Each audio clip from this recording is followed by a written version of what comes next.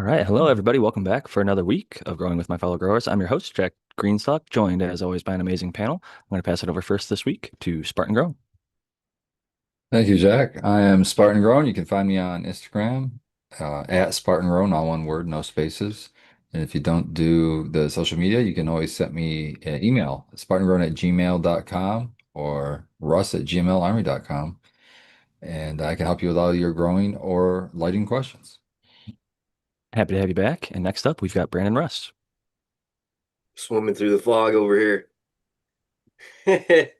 What's going on? For anybody who's not familiar with me, or if you're new to the show, my name's Brandon Rust. You can find me on all platforms at Brandon, YouTube, Instagram, Facebook, or Full Crop Science.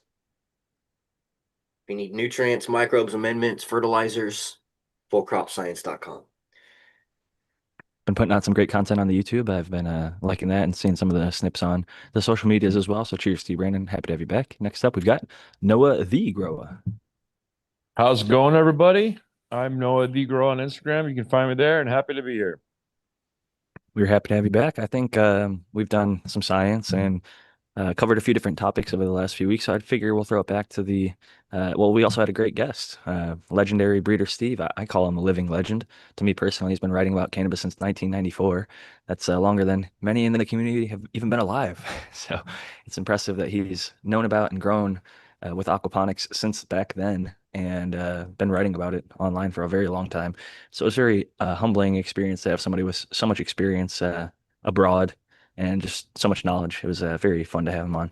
So shout out to Pig's Eye Pete. I didn't give the shout out during the episode, but I did shout them out on Twitter or X. They tagged Breeder Steve and myself, and then that led me to DM Steve, who I'd already had some prior conversations with, and I know he'd spoken with Tao and stuff in the past too. So it was kind of a cool thing for me to at least see those two meeting of the minds because they've both been in the industry or growing around the cannabis plant for a very long time. So it was a great week. Hope everybody else enjoyed that as much as I did. But yeah, tonight, if you got some questions, feel free to tag us. And at the 1 hour point, I'll share the link with the YouTube audience so they can come join us here on Zoom if they want to hang out, show off their garden, or just chat and ask some questions live. With all the introductions, I'll pass it over, I guess, to Noah the Grower to get a little garden update because I know sometimes you go live in the garden and we'll get to see it later tonight. Absolutely. Yeah, I've been hanging out with my granddaughter quite a bit. My around the playoffs, my son always brings her over. But yeah, no, I have been doing a lot of stuff in my room and just having fun. And I'll definitely go live out there and show you what I got going on. Looking forward to that. And I know that everybody here on the panel's got a garden going right now. So I guess I'll pass it next to Spartan and ask, is there anything new or exciting going on in the garden? Any updates? Oh yeah, we always got something going on in the garden, man. And we got getting ready to come down like days away, probably a day or two is a GG4 that we have in a DWC bucket that we're test. That's my second test run of the Grandmaster level nutrients. What I'm doing is I'm just using those because it's just a two-part, it's dry, and I'm not using additives. And just a bucket with some air stones in it. Real super fucking simple. And I did it with strains I've ran a lot. So the first one was Mac 1, and then this one GG4, right? And they both look great. And we'll see how this one smokes. But if it smokes as good as it looks, I think it's pretty much passing the test. But we're still going to run it through. I think we're going to do one more DWC with probably under Bliss Bud, and then we're going to switch from DWC to Cocoa and just, top hand water it, top feed and see how it does in Cocoa. If the same kind of. But yeah, so far that's been going good and looks good. And then we have a new strain, a new to us, from Irie Genetics that like a Nuketown, the Nuketown, which is Chernobyl crossed to Golden Goat. And that thing is smelling so like I was down there today and I was saying, man, I can't pick out the actual berry, but it's like a fruity, like a really sweet, fruity candy fruit something. So I'm excited to see what that turns into. That one's only about halfway through, maybe. That one doesn't fucking stretch like at all. So it also, that's a learning thing. So the next, we already got another one going. I'll know we got to veg that one a lot more than the one that's in there. And then I popped some stuff. I got Brandon. I got that gas that you made, that gas V2 or gas The F2. F2? The F2, yeah. I The got, I F2. think, three of them going right now. I've got them in the flower room right now just to give them about a week in there to get them to maybe show some sex. I'm gonna put them back in the veg. But they're like real fucking vigorous, so I like that. They're like real thick fucking stems and vigorous. The only other breeder that I've had anything close to that would be 2020 Mendocino. Real fucking vigorous plants, so I love that. Always nice when you Those got were vigor in the garden. freebies. Those were freebie seeds that I was giving out with orders. Those are gone though. Yeah, yeah. Um, Good shit. I feel like some of the best seeds are freebies in my experience. I took that Bickett OG, which is GMO cherry pie from Lime Rising Farms, and I crossed it with Black D, which is ChemDog Black Lime Reserve, and I made like there had to have been at least 4,500 seeds, and I kept a couple hundred, and I gave all the rest out with orders. I don't think there might be a few left, but I don't think there's many left after this weekend.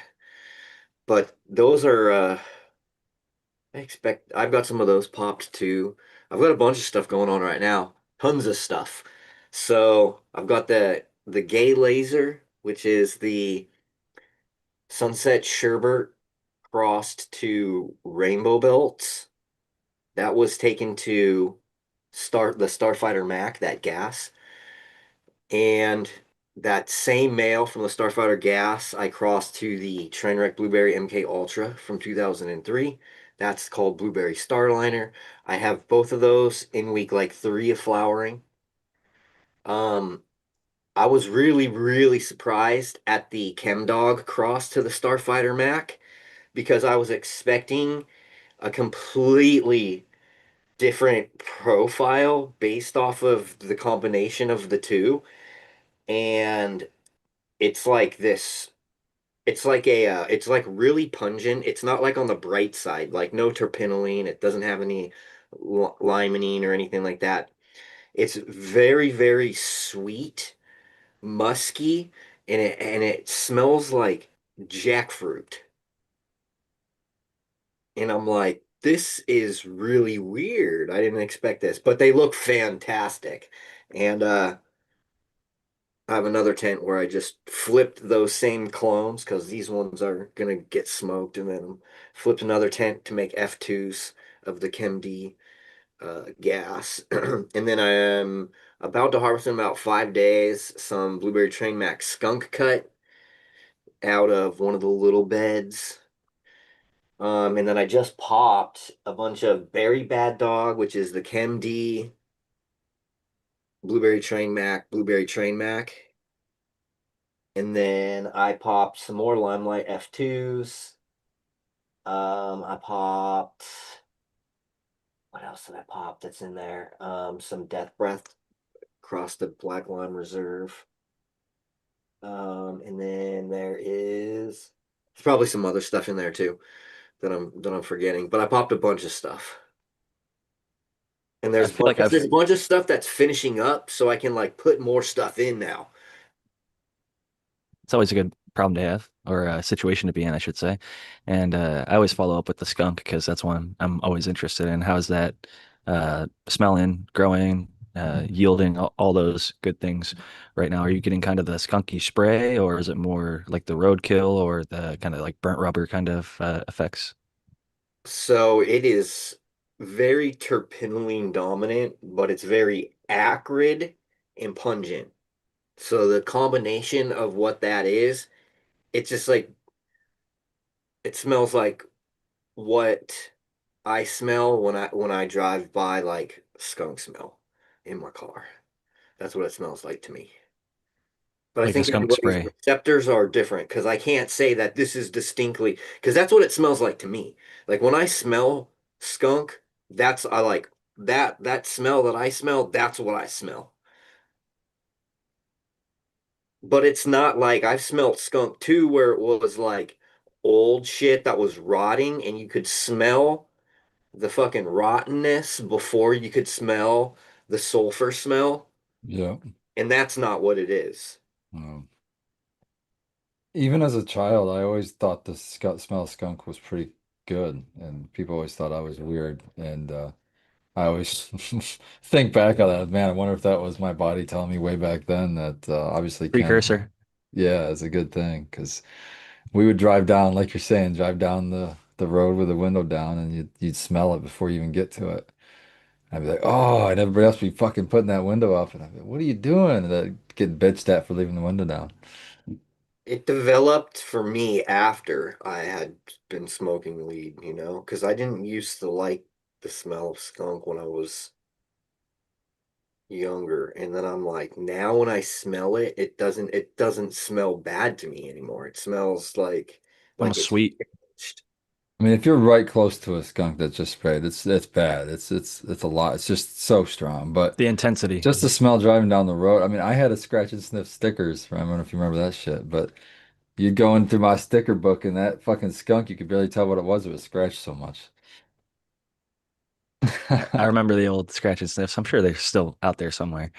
But yeah, the skunk right up close is too intense. But like when you're a quarter mile, half mile, however far away from one that sprayed or got hit, and maybe it let off one final spray, I almost, not to give too much credence to the skunk number one, which is a bit sweet and not really skunky at all. It's more fruity.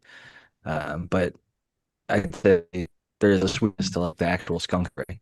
And sometimes I do get them confused. Like the other night, I was walking and I was pretty confident it was a skunk that actually sprayed because this house in this neighborhood I walk through, there's often an actual skunk that sprays there. And the person I was walking with said, to me, it smells like skunky weed. So I wasn't sure. In California, it's possible that it's both. So Yeah, it's that's the thing interesting. too. Sometimes I can't tell now. Like, ooh, is somebody fucking busting a grow and I'm smelling that, or am I smelling, you know what I mean? So it's like the way I think my brain interprets it is different than it used to be long ago. But that's, that's what I smell, and this isn't skunk genetics either. This isn't like skunk one or any of the like I'm not saying that at all. This is blueberry train mac. This is just an outlier that was, I couldn't ignore it. And you know what's really interesting, I love sea green because Oh yeah, dude. dude, sea green is just so much more efficient. And you know what I'm really noticing? The difference in the size of the plant, like if you're focusing on those colas, it's not much different if you had like a 3 foot plant versus a fucking, 18-inch plant, you know? Yeah, 1 to 2 footers. Noah said this for a long time. He almost thinks that the small ones can almost produce better stuff sometimes. Yeah, dude, I was just like, man, I love these little tents, bro. It's a little 100-watt light, and I can rotate, I can just rotate them with fucking seeds all the time. It's 100 awesome. watt is crazy because like an old flat screen TV that's like 40, 50, 60 inches, those are running like 100 watts. So if you just leave like a TV on in your house, just sitting, like I have like a Chromecast, so it shows like photos and time and weather and stuff. But that is like the same amount as what Brandon's growing with. And I've actually got my light dimmed down to closer into that range. So it's like the TVs are running as much electricity as the grow light, which is kind of crazy. And it's just a testament to how efficient the LEDs have gotten and what small tent controlled environment grows allow us to produce. Like it's not like that tiny little tent is producing mids, you're producing like really high quality stuff in there, even though it's a tiny little thing.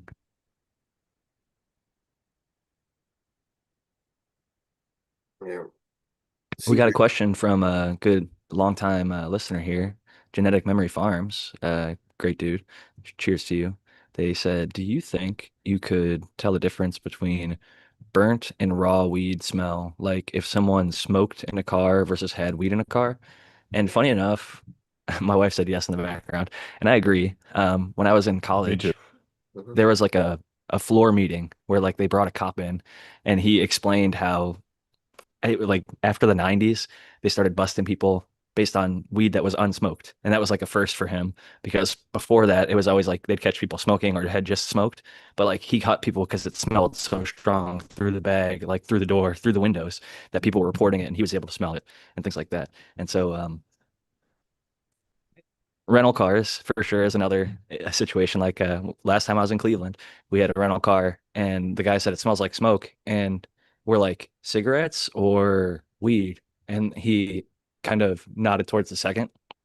And we got in there, and sure enough, it smelled a little bit like weed, but it was perfect because we were probably gonna be indulging a little bit while we were there, so it kind of gave us a cover, and we didn't get any smoking charges or anything like that. So it is certainly something I personally think that I can tell the difference between smoked product and unsmoked product, like a living plant, or even like a jar or a bag or something that might be sitting around, or just like a in Lady Greenstock's case, she's working in the industry, and sometimes we'll have crazy large amounts, like, vanfuls and shit that you'll be dealing with, and that has a very distinctive smell. Like officers have talked about pulling people over who worked at a farm. They did not smoke anything all day, but it smells all over their body, their clothes, their hair, their hands, everything. Even if they're wearing gloves and protective equipment, etc. Just kind of Seed Person One who's in the chat posted a meme that we can like marinate ourselves. In the case that he was talking about in the meme, like it was like somebody was using garlic and they're like, my fingers smell like garlic the next day. Like I just realized that I marinated myself basically. And it's interesting that cannabis can kind of do the same, or more like a cologne or perfume in that sense. But the terpenes definitely stick on you, and anybody with a working nose is going to be able to detect a pretty strong aroma depending on what you're growing and if it's being grown well or properly.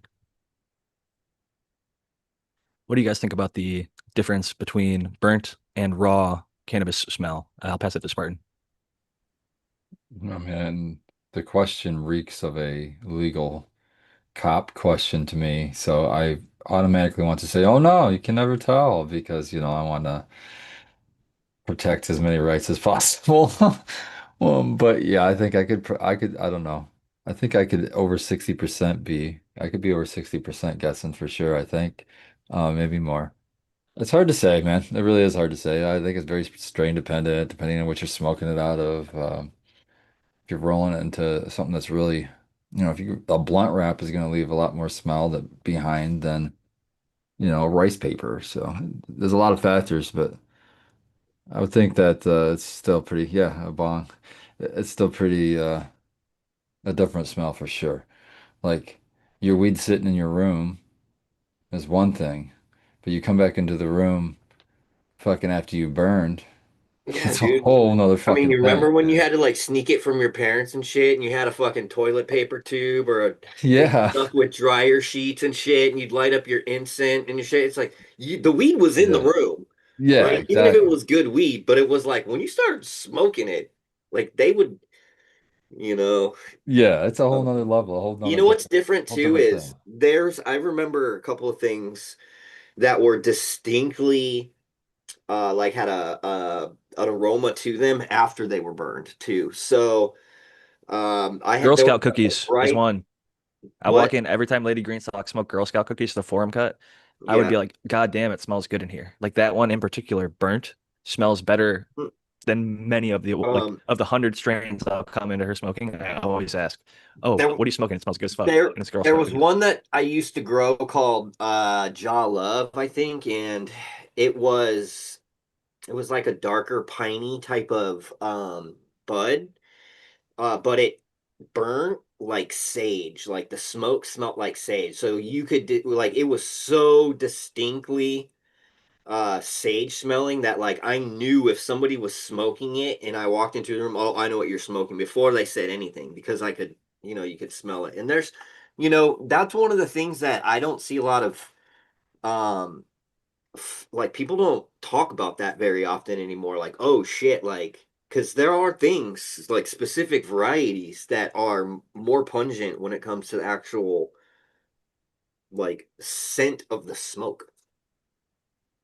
Well, and even when we were talking about like what makes good quality weed good, like the mouthfeel, the thickness, the smoothness, there's a lot of different factors when it comes to actually consuming it, especially when you're smoking it, that play into how enjoyable or how high quality or low quality on the opposite end. Like if it's got really harsh, shitty, burning your lungs kind of feeling versus something smooth and light. But some stuff, like I feel like a lot of the fruitier stuff is maybe more light mouthfeel, and then some of like the funkier stuff has like a thicker quality to the smoke. And smoking a blunt is way different. Like the tobacco being introduced, even if you use like a hemp wrap or something like that for a blunt, I always preferred joints because I didn't want as much of that taste imparted. Like where I'm from in Ohio, a lot of people smoked grape swishers, grape swisher sweets. Shout out to Cleveland and everybody doing that. But I will say it covers up a lot Have of to the mask when you have to mask the flavor of the weed. yeah, the garbage that you're smoking. When you're smoking, 7 grams of like the lowest quality shit I possible, just heard man. that they're trying to get into the weed game or some shit, and I was like, yeah, that's there. There you go. There's your fucking spray pack right there. Pretty much. I mean, it's one less step, I guess, convenience. But back then they were splitting shells and dumping the tobacco and then rolling up the blunt. It was like not even now they have like the blunt rolls that come without tobacco in it. It's just like Yeah, a pre-rolled thing the with a tube. backwoods and the I think you can even get cones that are made with like tobacco leaf or gaba leaf or whatever, grab leaf, Huh. whatever it is. There's all these I different. like smoking my weed with tobacco. Me either personally, I but mean, there don't get has me been wrong, I will. studies. I'll Tell you share the what, blunt if somebody's got a Studies blunt. show I'll it hit does it. increase But the THC uptake into your blood. Not that it's necessary. We get tell you plenty what, of THC in our blood, but I shy away and then from the like the Europeans, man, I gotta criticize it. When you take something like a Marlboro cigarette and you yeah lace the shit with spliff fucking stuff. good quality weed, that shit makes I me will happy. not smoke spliffs. Fuck that. You know what I Yeah, mean? Hey, if you're yeah, smoking garbage, more power to you. I don't give a shit what you guys are doing, but like I'm not smoking anything that's of good quality and then fucking putting a bunch of trash on top of it. I agree. And at the same in that same vein though, I've had somebody uh make like a they took in an actual tobacco leaf and they soaked it in water so it was pliable and they sat there. This process took like a ridiculous amount of time. We're sitting there in the gathering. I mean, it took like a half hour to roll this fucking thing. They sat there and rolled up a big old blunt with that tobacco leaf, and that shit was fire. It was so good. Um, and I didn't mind that at all. But I generally will pass on like, your regular blunt wrap kind of stuff. It's just like I want to be able to taste the weed. I don't want other shit. But There that's the was like thing. I a think what a lot of people do are looking for is to be able to hit that blunt and get the flavor.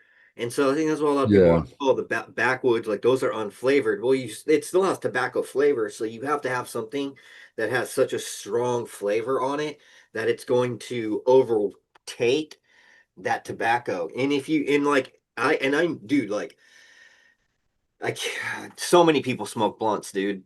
Like so I'm not many. gonna hate on the blunt smokers, I'm but not, you're I'm not, right. A I'm lot not of hating on people. it either. Like I just said, it's not for me. Like I right. don't like smoking tobacco with my weed. I'm with you. I'm with you. I don't like I tobacco period actually, personally.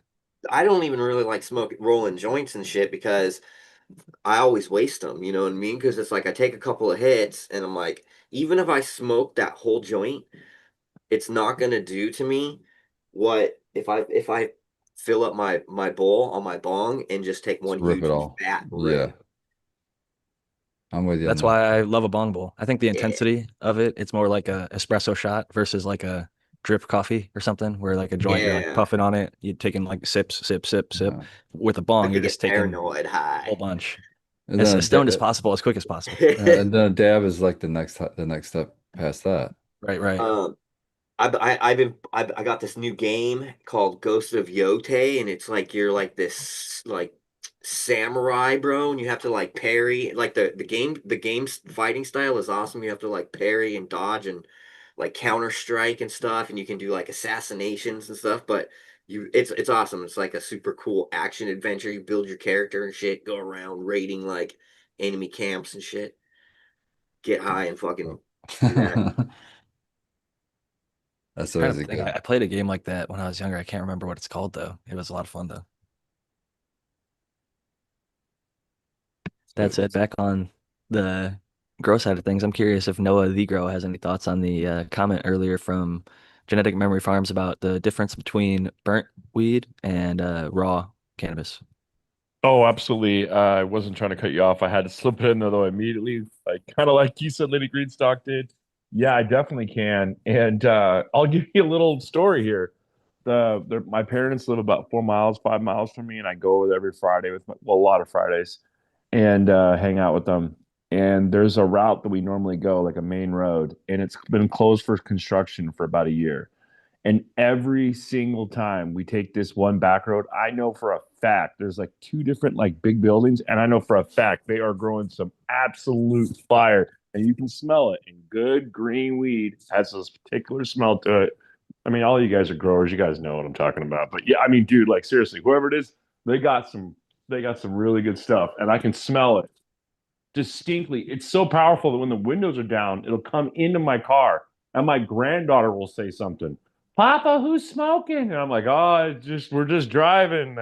Like seriously, that happened just a couple of weeks ago. So like, yeah, no, it's you can definitely tell, and it's not like somebody smoking. That's somebody that's got a warehouse that's growing pot in this little back road, and yeah, it's good.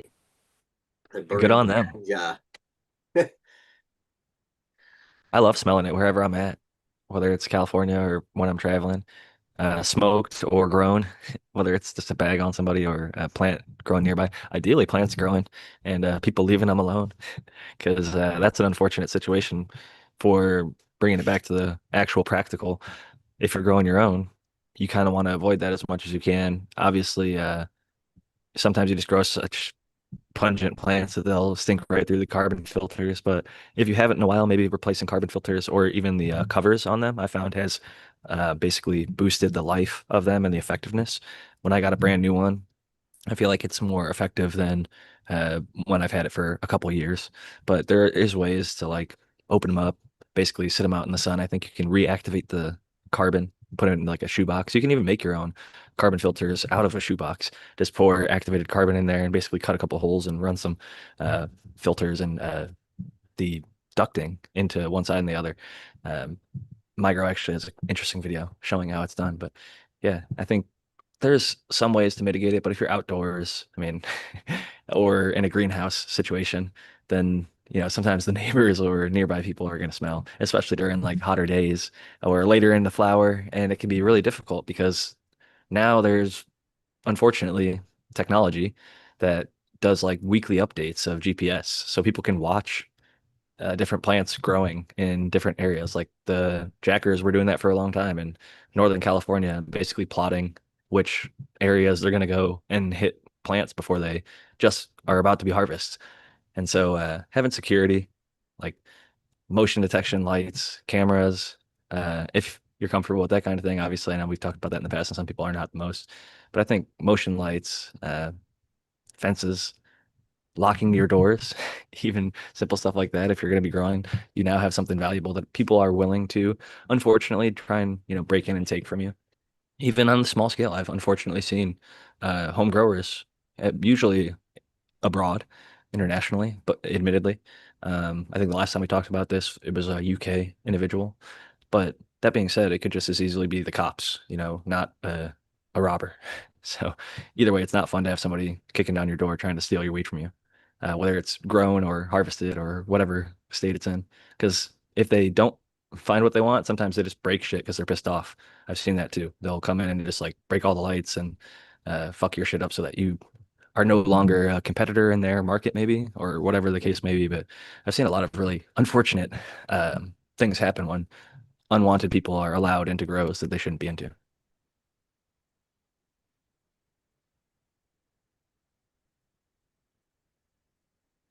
I had a question in chat asking me about, and can't think of anybody, but they said, do you have any recommended content creators that show off under canopy lighting and tents?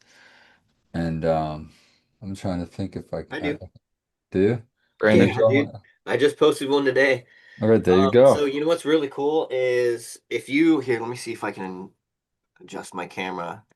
If you kind of look back there, I've got a couple little like clone domes, right? And these clone domes, they come with they're like little kits, right? You can buy them on Amazon. And they have, like a heat mat, they have the dome, they have the tray, then they have these little LED strip lights, right? And on this LED strip light, you can turn it on. You can set to 6 or 12 or 18 hours. And in my 2x2 tents, those ChemD BLRs or those ChemD gases, what I did this run is I put those because I have a bunch of extra ones because I had like 6 of those kits. So I had a bunch of these and I set it to the same time that my lights were turning on and off. And so I've got these little under canopy like strip lights, and it's nothing crazy. Like they were developed for clone lights, but I turned them on full brightness, dude, and you can visually see how much of a difference it makes with them off and on. Like if you're just looking at it from a light perspective from the bottom up, and so I've been doing that whole run and things, and it's pretty cool. I like it. Nice. I like that. I've Another always one thought that's not so would much a work. tent, but just for good information, and it's more commercial, but Faven, they do it. They just bought a grow so they can do all these different experiments with their different under canopies. So Yeah. it's more commercial style. But I talked to Tim, believe he's the CEO over there at the Grow Up Conference, and he's such a cool dude. And I was just talking to him about all the different things that and comparing notes. And so there's definitely some t tips and tricks to under canopy and all that. But that's kind of what I've been watching, to be honest with you, is his channel on their new their grow and what the different things they're trying. Some of the stuff that they're doing is, and I even told him, I said, well, why'd you waste your time with that? It was like far red before the lights come on. But it obviously didn't make any difference. And then but some of the other stuff, it's just interesting to hear the stuff that he's found I'll in be that even running that thing. regular under canopy lights, the S Tech ones. At when we open up our facility, which we've been waiting for months for the final approval, and it's just if it doesn't happen, it probably in the next 2 weeks, I'm gonna just take legal action because we've been um waiting so long. It's frustrating, man. We look like we passed all our COOs, all our paperwork, we paid for everything, all our inspections were approved, all of our licenses were approved. We're just waiting on the Department of Narcotics. And what's their I mean, is there anybody you can contact there, or they're just not gonna fucking respond? No, it's one of those things where it's like you pay them money and then they'll just be like, We'll get back to you. fuck you. Go fuck yourself, basically. Is there a turnaround time that So we'll they see. offer or I suggest? might have to stir the rock the boat a little bit and threaten legal action if they don't expedite this process. We've already been waiting for That usually gets the ball rolling, sadly. months. But yeah, once we do get going, it's great because it's not a huge facility and we get to sell all the weed in-house right there in our dispensary, in our grow. And it's, only 20 lighter the whole place. So Well, if you ever got the need under lights, canopy. if you need any more lights, man, you know a guy. We'll hook you up. I'm already laced up. I have everything already in there. Speaking Sweet. of GML though, going back a little bit, you mentioned that you're using the GML nutrients both on the Mac 1 and the GG4. And I'm curious, did you know or have you guys disclosed like a NPK ratio? Is it like a 2-2-2, a 5-5-5, or Oh, 10-20-10 or something like that? Or I'm not is it sure if I'm allowed to say because I'm still testing, but I do know those number. I don't know them, but I've got pictures. I took pictures of that. I can search through and see. I don't think it's a big secret, so I'm gonna go ahead and just tell everybody if I I was can like, is there find it. anybody that it's mo like modeled after to maybe like a Canna is Jags similar. I or think it's the most similar to Canna, maybe. okay. Because when he's had me try it, he said he's had another person trying it for like 3 years or something or more, and they were using Canna and they replaced it with this and said they were getting the same results or better. And that perked up my interest because that's what we were using at the Trichome Forges Canna. So, but it's a veg, a bloom, and then a base. So you use base and veg, and you use base and bloom and flower. And the base is 1501.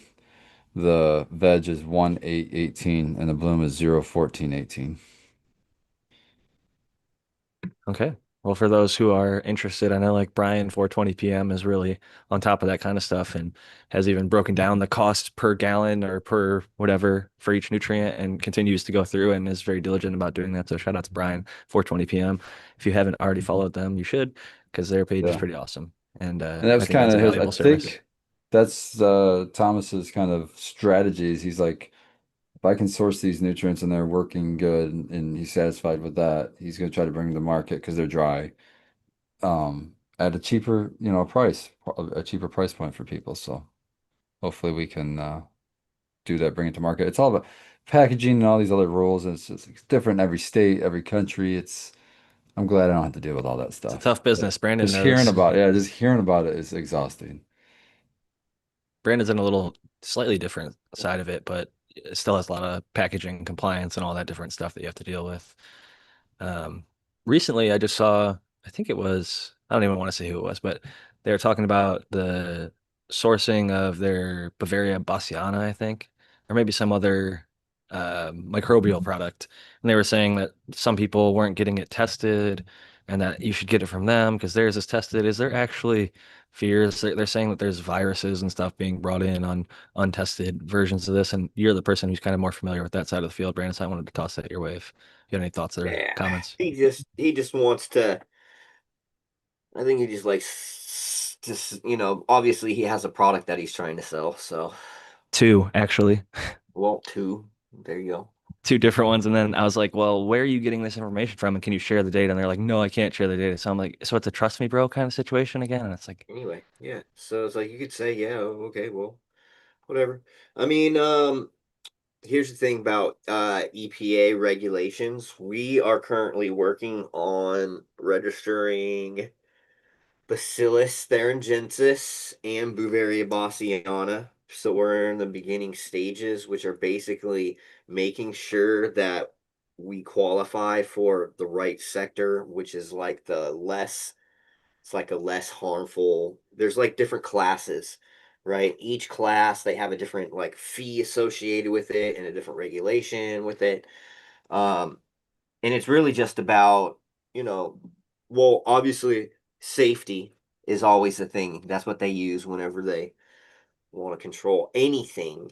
They say safety, but what we're looking at is all of these microorganisms like Bavaria and things like Bacillus and all these different you know met and yada yada yada. These things are ubiquitous to the environment. They literally are all around us all the fucking time. And these things, they change and they adapt and they do this and that and the other. It's like you can see how these things function. It's like depending on environment, depending on availability of nutrients and substrate, um, all these things could change.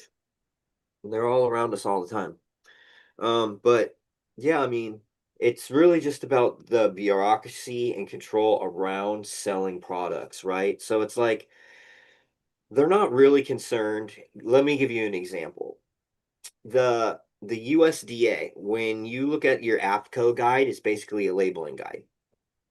And it's basically a format of how things need to be laid out on any type of given label, right? Depending on what that label is. If it's a fertilizer, if it's a soil amendment, if it's compost, whatever it is, right? If it's a microbial product. And, what they want to see basically is that format, right? Okay, here's you go. If you have everything in the right format, and then they just want to see a test. All right, so here's my soil amendment. Here's a test for it.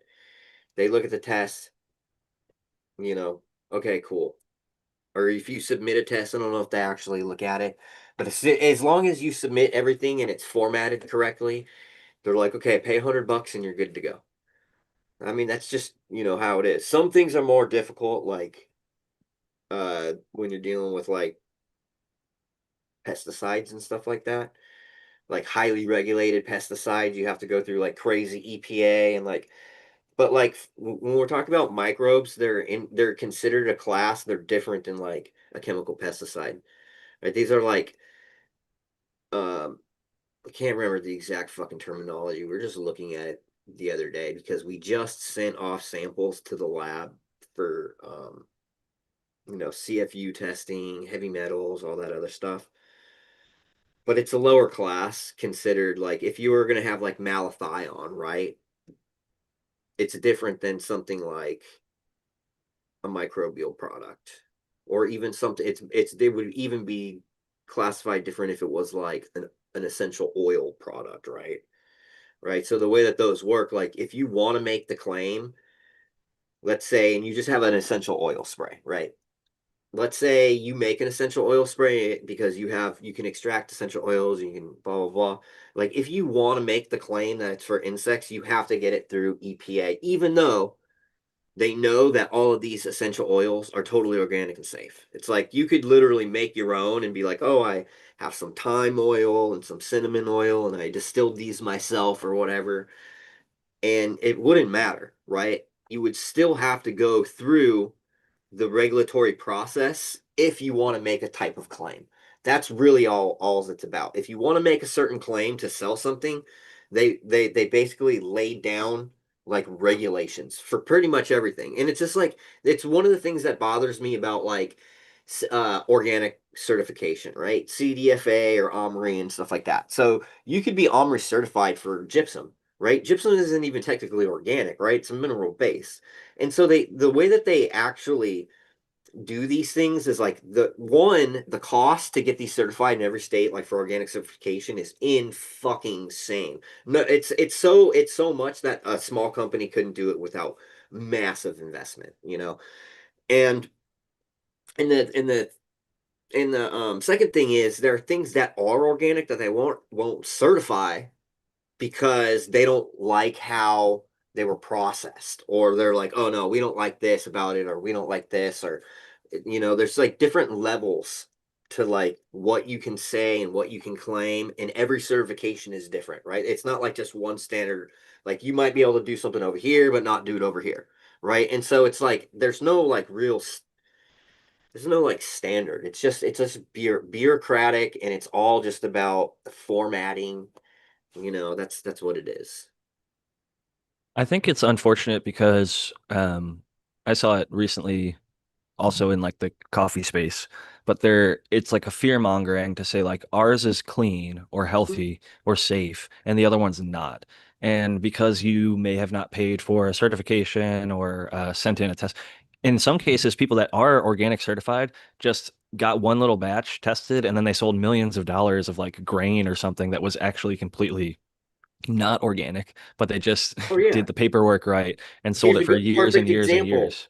right? It's like, oh, I have a, certified organic product, but it's fucking GMO corn or soy, Right. or it's like it's like a GMO hydrolysate, right, of corn or something like that. It's like, In the okay, coffee well, example, this guy tested everything from the specialty coffees to the most commercial of commercial brands and found yeah, that like the heavy metals, the toxins, the pesticides, the levels were so low. They were like you're saying, background noise in the environment, like undetectable or yeah. not dangerous at all to humans because they're such we're like maybe The parts per thing is, billion here's the and thing. like so low.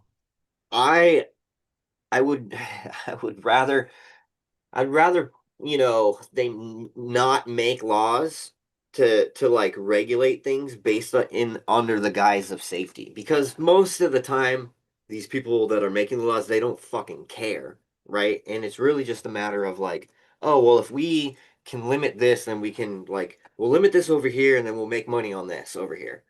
You know what I mean? And there's always some type of like trade-off like that, you know what I mean? It's like Call it dangerous, and then you have to pay for a certification to yeah, handle or it. or oh, now you have to pay a higher tax on it, or now it's going to be super regulated, and you have to put it in a prepackaged bag that's sealed up with a golden Warning seal of label for approval, and transportation.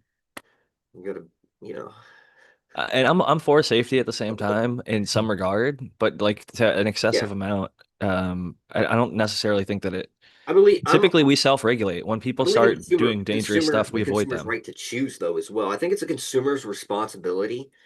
You know Yeah. what I mean? Because that's the thing. Oh, we did it in the guise of safety. Well, like if that person wants to drink a fucking gallon of high fructose corn syrup, their soda pop every day, that's their fucking choice. It's like you can't like say, "Oh, we're gonna regulate how many of these you can buy or whatever." It's like or I'm just that's hypothetical, but I'm just giving you hypothetical scenarios where it's like so much stuff is used in the name of safety. And I get it, consumer safety and all that. Like, but the people who have integrity and like want to build good businesses, they're usually doing things properly.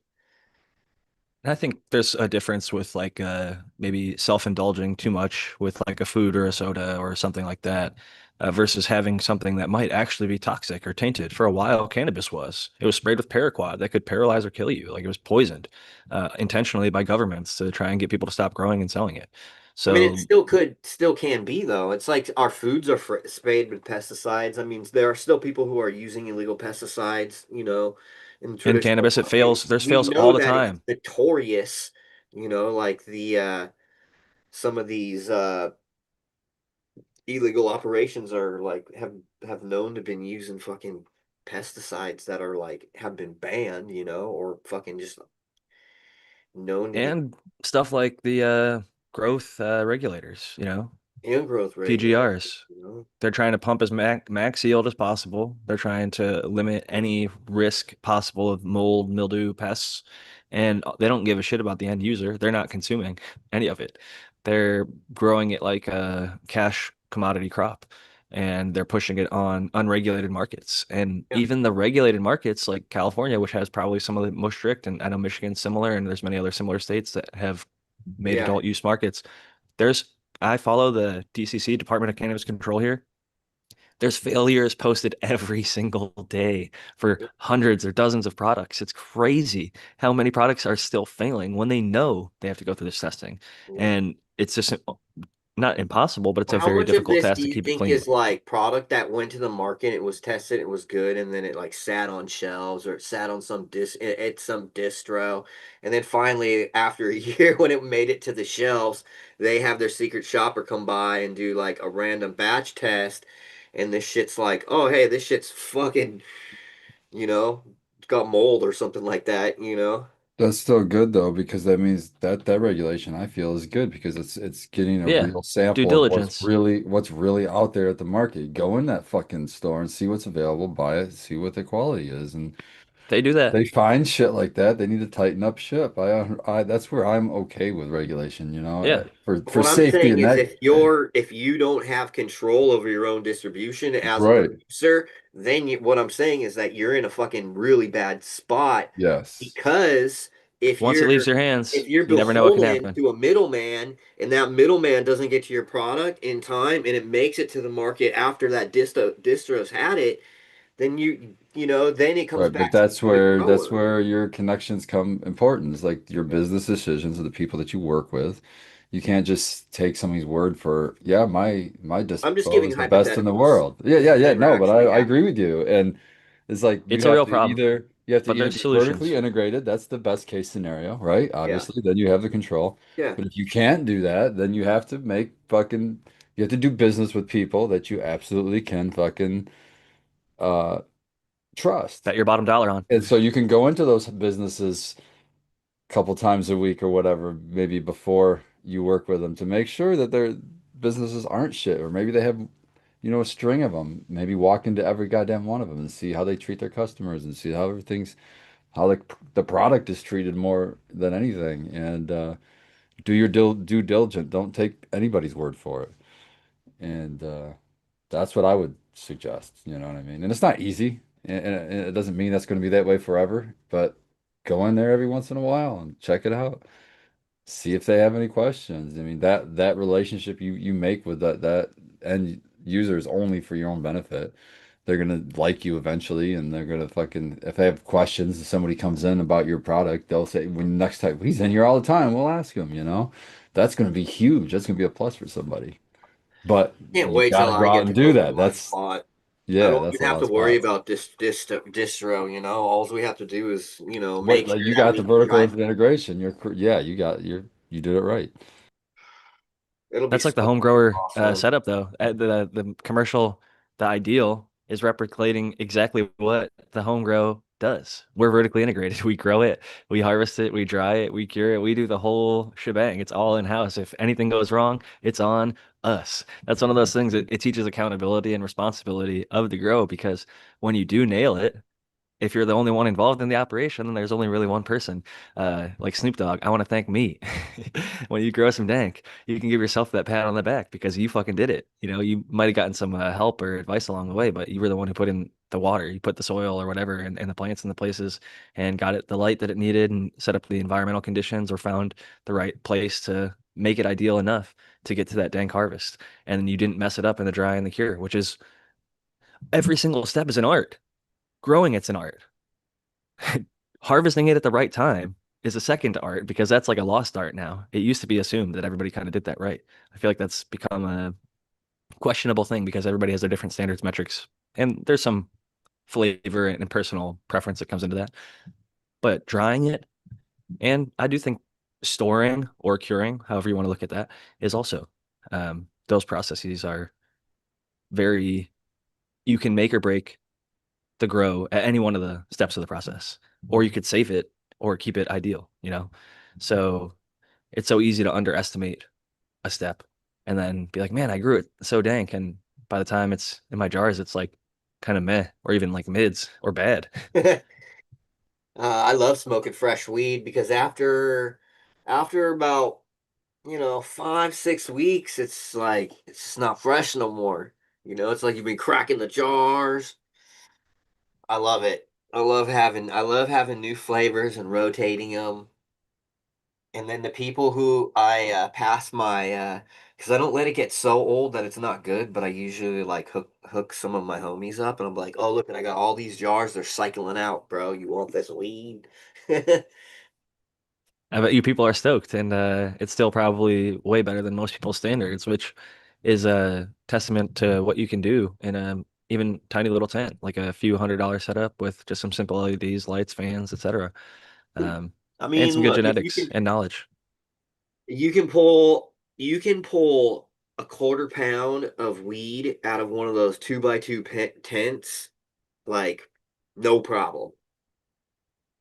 No problem. And it's Yep. like you're gonna get that's like at least that's just over a gram a watt on one of those little 100-watt lights, dude. And that's banging, dude. If you get four of those rotating and you pull every 2 weeks, bro, ooh, you got a little bit of you got the flavors just rolling in, dude. That I'm on a cycle right now. So I'm like, I'm so pumped because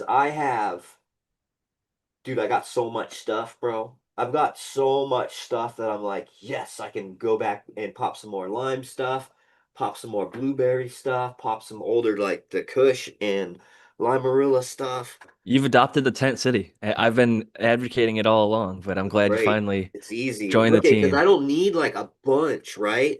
Like I'll be Exactly. it's cool because I'll have like whatever, like I don't know, a quarter to a half ounce every single plant in there. Nothing wrong with that.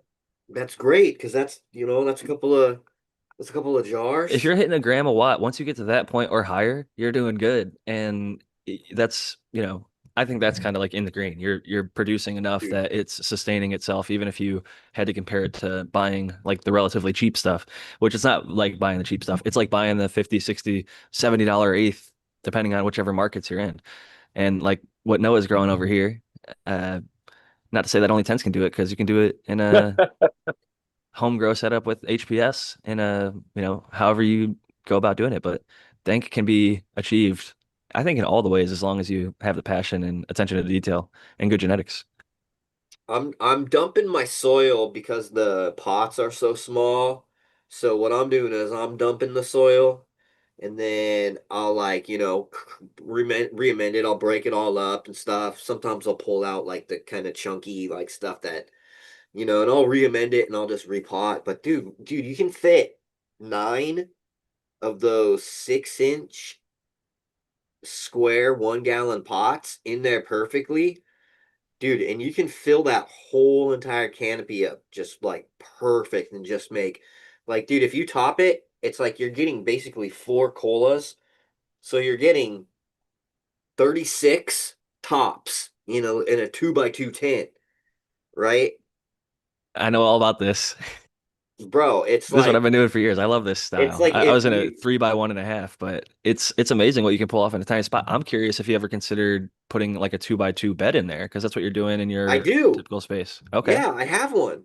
So I have a little 2x2 bed in one of them. That's where the Blueberry Train Mac skunk cut is at. That's gonna get harvested out of. I did that. I put some clones in that one. I didn't do any seeds, so I just loaded that back up because I'm already out. That's like, that's one of the things that goes like it goes real fast. For me, I like to smoke on that. The next thing that that's going pretty quick. And the thing is, I kept more of this than anything else, and I'm still going through it faster than the other stuff that I have less of. But the Starfighter Mac and the thing that went the fastest though was I found what I call the Blueberry Haze Pheno of Blueberry Train Mac. It is a F3, and it is distinctly fruity and berry with that creaminess in it, but it's definitely, and it has that hard California haze back end, that distinct lemon pine back end. And this particular pheno, it blues up really, really nice. So you get all the streaks of um it's not purplish, it's more of that bluish, that darker hue that you'll see. So it's like, oh, it's perfect because it's berry haze and it has that blue hint, so it's perfect for Sounds that. fire. Yeah, yeah, it's really nice. I went through that one really quick. But I also I already did a breeding project with it, so I made an F4 on that one. I'm still going through more of the F3s, but I did pop some of those F4s as well. That's some of the other seeds that I forgot to mention. Yeah, I forgot to Sounds like a mention lot I of popped a couple of my own too. That I did both were Vortex crosses, but I did one that I did very few. I pollinated one branch of Limelight, or yeah, Limelight, your Limelight, Yeah, F1 it's a good one. Limelight. And so I pollinated that with a Vortex because the Vortex male that I picked was like that lemony one. So I was looking for, that lemon lime I was hoping for, or something like that. So I literally have like 4 or 5 seeds of that. So I got Yeah. I think one of those, no, 1 or 2 of those going, and I have one with a Cobra Milk. So and that was one. I have one more Cobra Milk cross to I Vortex left, and that'll be I the last of just those popped seeds. some Limelight uh as well. I have some that they're already sprouted, but they need a couple more days until I put them into solos. Those are Um, good. That's a good plant. I like that one. yeah, dude, it's really nice. It's got good structure. It's really did you get any I was just gonna say I like the structure. It was more stout structure is what I was getting out of the one that I picked. hard to dislike a plant with good structure, right? They just, Yeah, they well just support build themselves, grow themselves. symmetrical, grow fast. they get Yeah. real frosty, dude, and they're nice dense flowers, and they smell really good too. One of Nobody the hates a plant that grows well and smells good. yeah, I mean, It's a win-win. That sounds like a winner did for you sure. get it lime and anisey, or did you get like No, some mine was soapy more lime like and kind of almost a gas, like a lime and almost a gassy kind of like back note. Lime was up front. Like that yeah. was the first note, and then it was kind of followed with like a lefty with like a little bit of a it's not gas like gasoline, but like I don't know how to describe like a gassy, It's maybe like it's more of a really feel. pungent chem, kind of like a Yeah, yeah, yeah, like pungent that. chem Yeah, yeah, behind the yep. lime. Yep. Yeah, that's what I would say. More like chemi behind the lime. Yeah, when you get But it was like still lime first. the Limarilla leaners will usually have this like soapy chem that's also kind of floral and musky in it. Yep. I That I like all don't that notice stuff. any floral notes in it, but it's definitely, yeah, like that gassy more chemi, I would I say. like all that. It was That all lime. It was definitely big lime dominant, and that's what I really liked about it. I also love the lime. That's of my citrus notes. I'd say lime's probably up top, and then like the orange, and then lemon for me is like the bottom of the citrus totem pole of the varieties of citrus that I come across in cannabis. I tend to enjoy lemon the least, and lime and orange or tangerine, that kind of profile a bit more personally. It was for Gurley that turned me on to lime, and with his lime skunk, that was so fucking good. I've heard only good things, so Yeah. I'll have to I try that I if I ever get out there. I just took some clones. So based off of the smoke test that I did, I smoked and it was like over a couple of weeks. I smoked through the whole all three of the jars from the final three that I chose. And out of the final three, the 16 just kept me coming back, but it's the Black D, the Chem Dog Black Lime Reserve. So it is like garlic chem nose, and it smokes like trop lime. Like it's distinctly like Tropicana lime on the smoke, but when you smell it, it's like garlic, and you can kind of smell a little bit of the trop lime in there, but like you Wild. really taste it. And the take, what's the take? Do you get any of the? Is it just all trop or is it Dude, it's trop lime. Like the smoke is trop trop lime. lime? Okay, And okay. then but But when you you're don't get that smelling it, garlic. it smells like garlic chem dog. Okay, It okay. smells like garlic Chem D. Like Wow. but its smokes can different than what it smells. So I was like, this is really interesting. This is like garlic trop lime. And so that one. I have all three of them. I'm running them back in the big bed, so I got the plants bigger, and I wanted to see how they would perform in like uh a larger like style.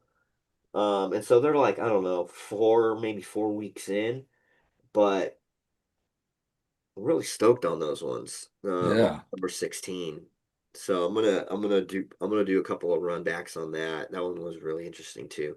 So what I've been doing is with all these seed pops, right?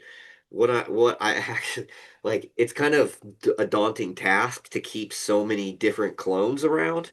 Yeah, that's a whole But job. I'm rotating through all of the best stuff, and I'm just not hesitating to just like, if this doesn't do something that I like for instance, if I take a cut and it doesn't like to root, it's fucking gone. I'm like, oh, okay, whatever. I'm not gonna try with this one. This whole fucking thing out of here, right? If it Yeah. like, if it like Spartan is kick it. stunted or it's not competing or Yeah, get the something, fuck I just out. out of there. Just and that way I don't have as Winners much. only, baby. But like I'm like going through like so much stuff so I can build up this library for when we get to open up. Yeah, that way I have like my my select, in-house stuff that we're gonna be running. You're You had stable, mentioned man. maybe tissue culture potentially, Brandon. Is that Oh, still I in have a the potential lab, dude. I works? just don't have nobody to run it. You know what I mean? Like I don't have the time to dedicate to turn that into another business. I would need a lab technician, and I'm open if anybody's out in OKC and they can do tissue culture. I've got the whole lab set up. It's ready to go. We have everything we need. We can 50/50, but you're gonna have to run the business. I'll provide the space, I'll supply the equipment, I'll supply the marketing, but I just don't have a tech, and I'm not gonna It's do it. not easy. It's a very I would say once you learn it, it probably seems easy, but it's a skilled position for sure. And it's become valuable in not just cannabis, but even like you were talking about, like Monsteras and all the different collectible plants that are initially expensive. They end up getting, more commoditized by the tissue culture abilities. And it's fascinating. All the free resources available on YouTube and stuff, you can kind of teach yourself. I know Raptor Grow and many others have not only done it themselves, but shown how it's done and how it can be done as cheaply as like 50 to $65 for a little home kit. Uh, And so yeah. amazing things are possible for the cheap home growers too. This year, I'm gonna buy a farm. I'm gonna take advantage of an SBA or yeah, FBA, what a Farm Bureau Management Loan. I don't know what it is. Anyway, my Hamilton, my COO, is gonna take care of all that stuff. But what we're gonna do is it's a loan for property and operating expenses, and then we can also take advantage of all the government grants right now through the uh, NCRS or NRCS, whatever. It's one of those fucking acronyms.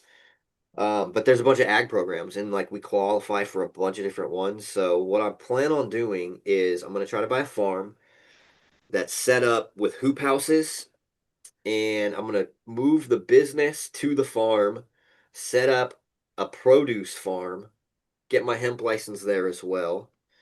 Have buildings for like for multiple different businesses, and have my house.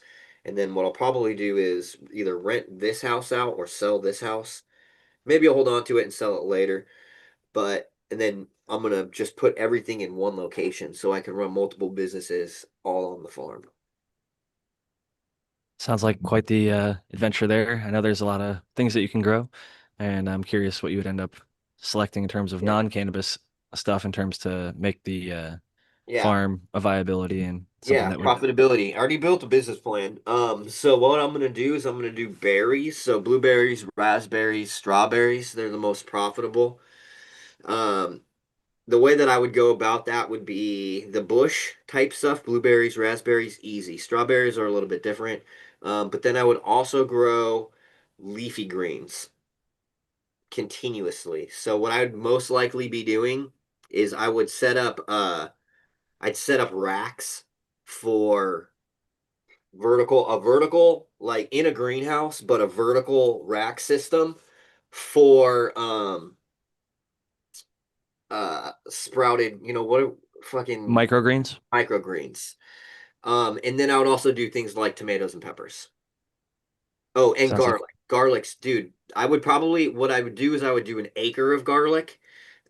Which, dude, it costs $10,000 for to plant, but your return is like 100 grand on an acre of garlic. Well, how much does it cost to harvest? That's the return is counting the cost to harvest. No, that's just the market value. Okay. But an gotta acre isn't factor that in. much. I could go through an acre with me and like a little tractor, bro. Be out there with a fucking pitchfork just fucking going to town. Yeah, but yeah, Farmer Brandon, legit, actual Farmer Brandon.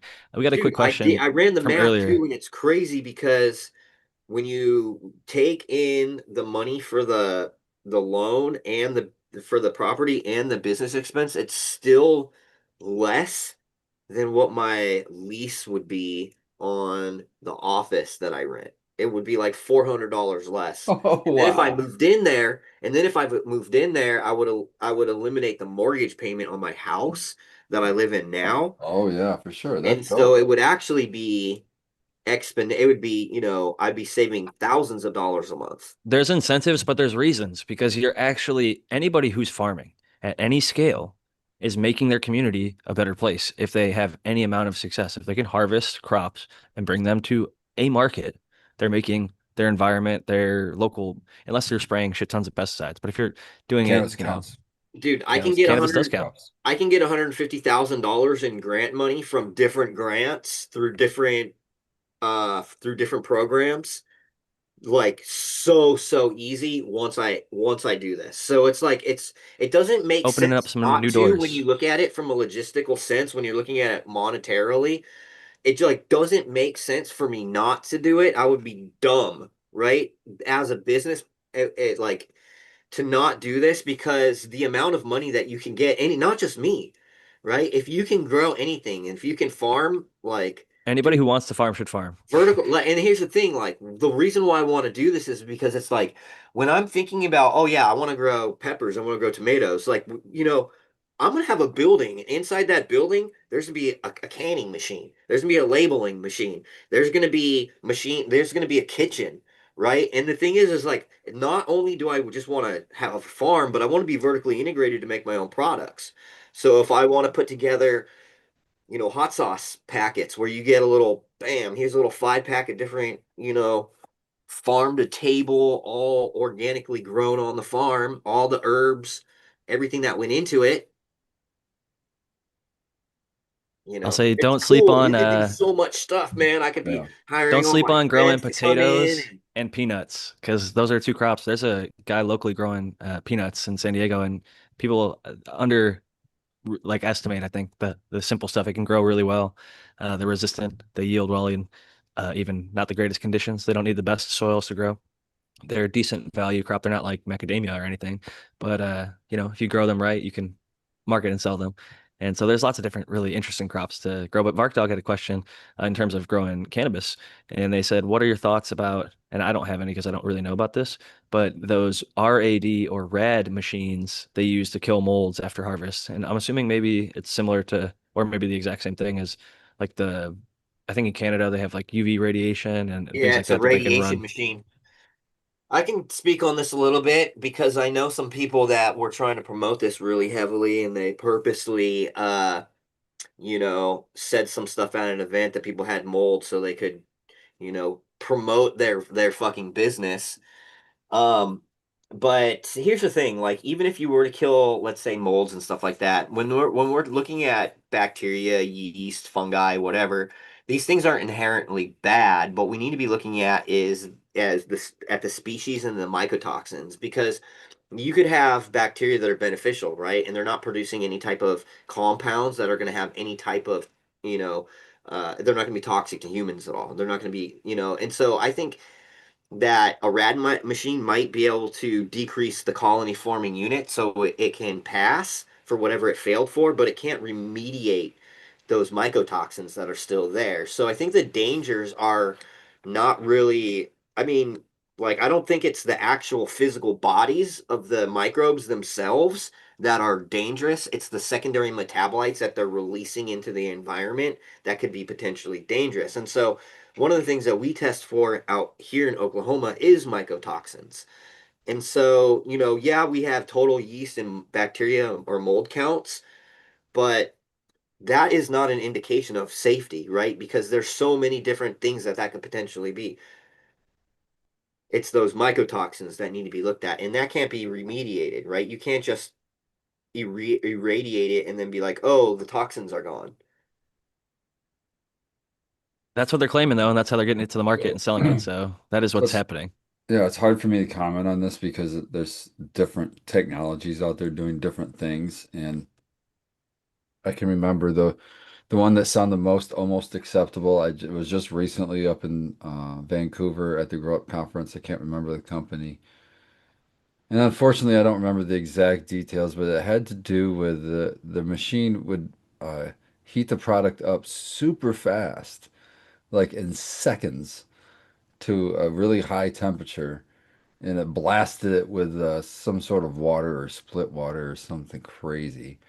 But it What? was just water and heat basically, and then super cooled it with like I don't know if it was liquid nitrogen or a blast or some kind of super cold thing. He gets it back down to temperature, and I was like, okay, what's that do to terpenes? What's that So do to look, their boof was still boof cannabinoids? at the end. The moral of the story is you can't turn shit into gold. Well, what their point was to for eradication purposes to get it to a super high temperature and a super low temperature, you're going to eliminate most everything.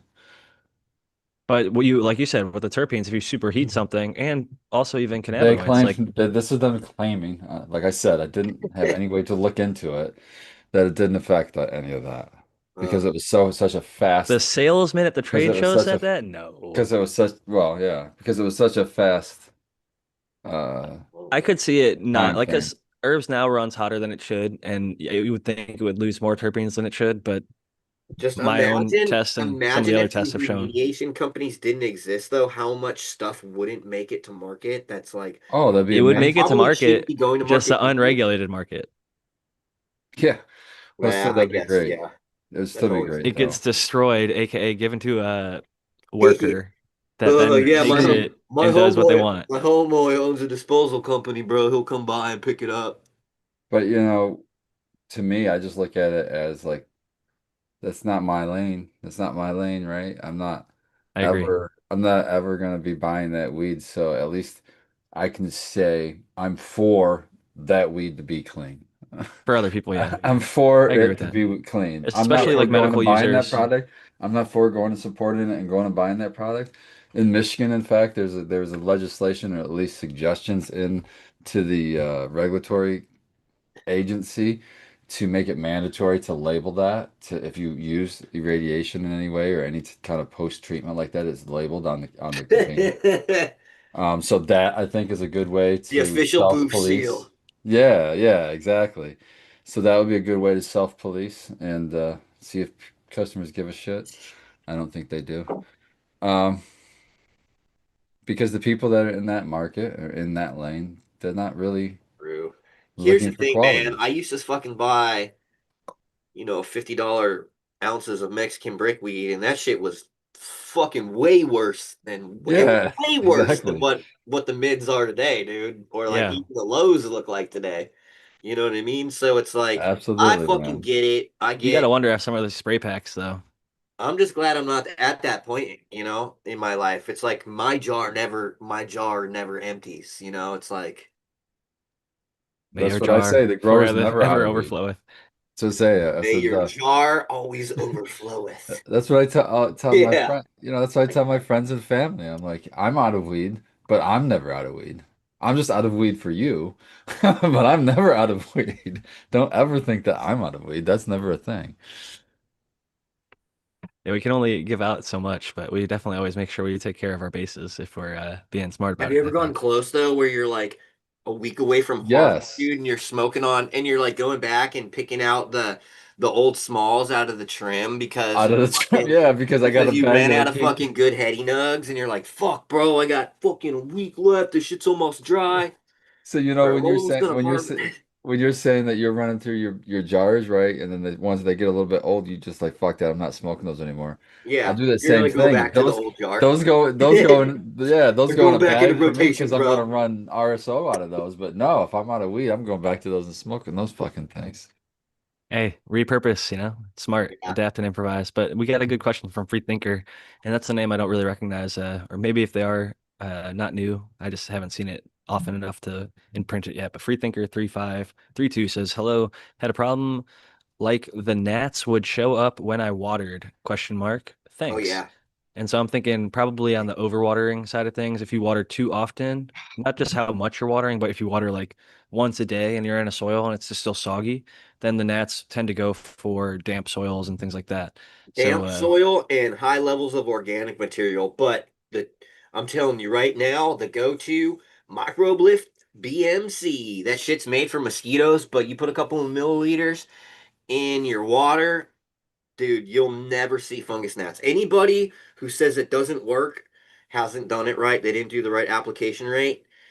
That shit will eliminate those 100% of the time, 100% of the time. I've never had it fail. And then adjust the way you're watering, maybe water a little bit less. Or Yeah. or do a little things like airflow. or do something like throw a fan down low to get some airflow down low to make that dry out a little bit quicker. Yeah. Or That sometimes has worked for elevating me every your single time I've ever seen elevating them. your pot off the floor if it's like a That's a good fabric one. pot could help. But Little pot also risers or pro pot tip, stand. it's best if you're uncertain with your watering practices, it's best to err on the side of dry. However, if you are a hydroponic grower, you're using conventional fertilizers, you have to remember the less water in your media, the higher the EC will start to climb. And it can cause osmotic stress. So, less is more usually, even when it comes to water. You can always add more. And if you're running less in a hydroponic system or cocoa rockwool media, you can always use a lower EC and feed a little more frequently when they are drying out.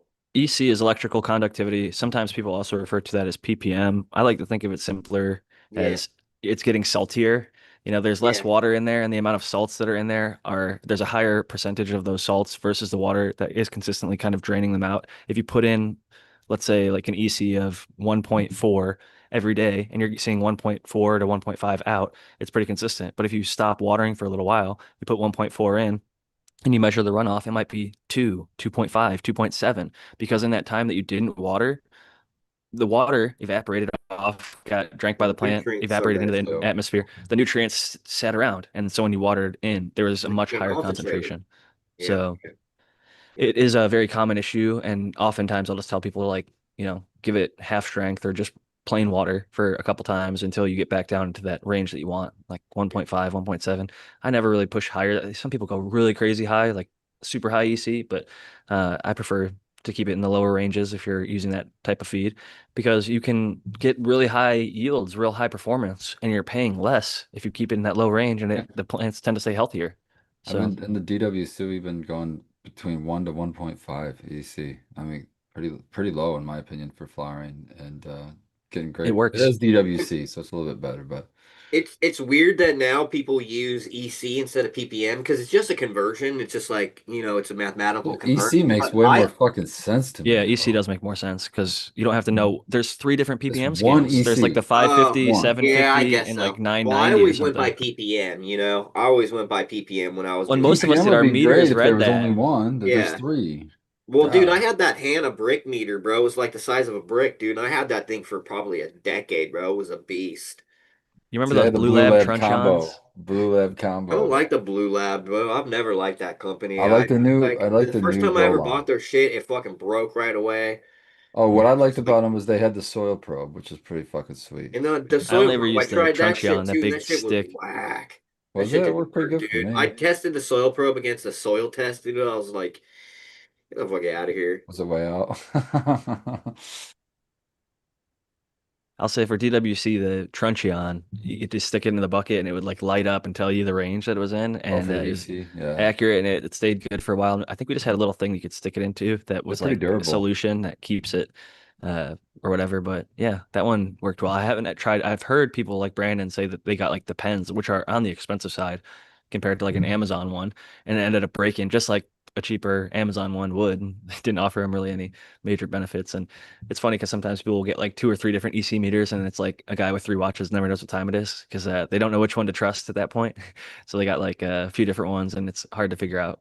But if you get I would say even cheap home grow side of things, Like even if you Hannah, get a dude. cheap one, They they're going to make be good fairly accurate. I'd ones. just go off the EC because it's not taking it and then converting it to either a PPM of, some different ratio that you might think it's what your people are referring to, but it might be something completely different. Yeah. I should pull up the different PPM scales because they're like way, way different. It's like as much as double on the one scale. So it's really interesting to actually look at it That's sometimes. how I look at my standards, my saturated paste test. So we're looking at all the nutrients in parts per million. And then we can look at the total ppm of all of the nutrients, and we can look at the EC as well.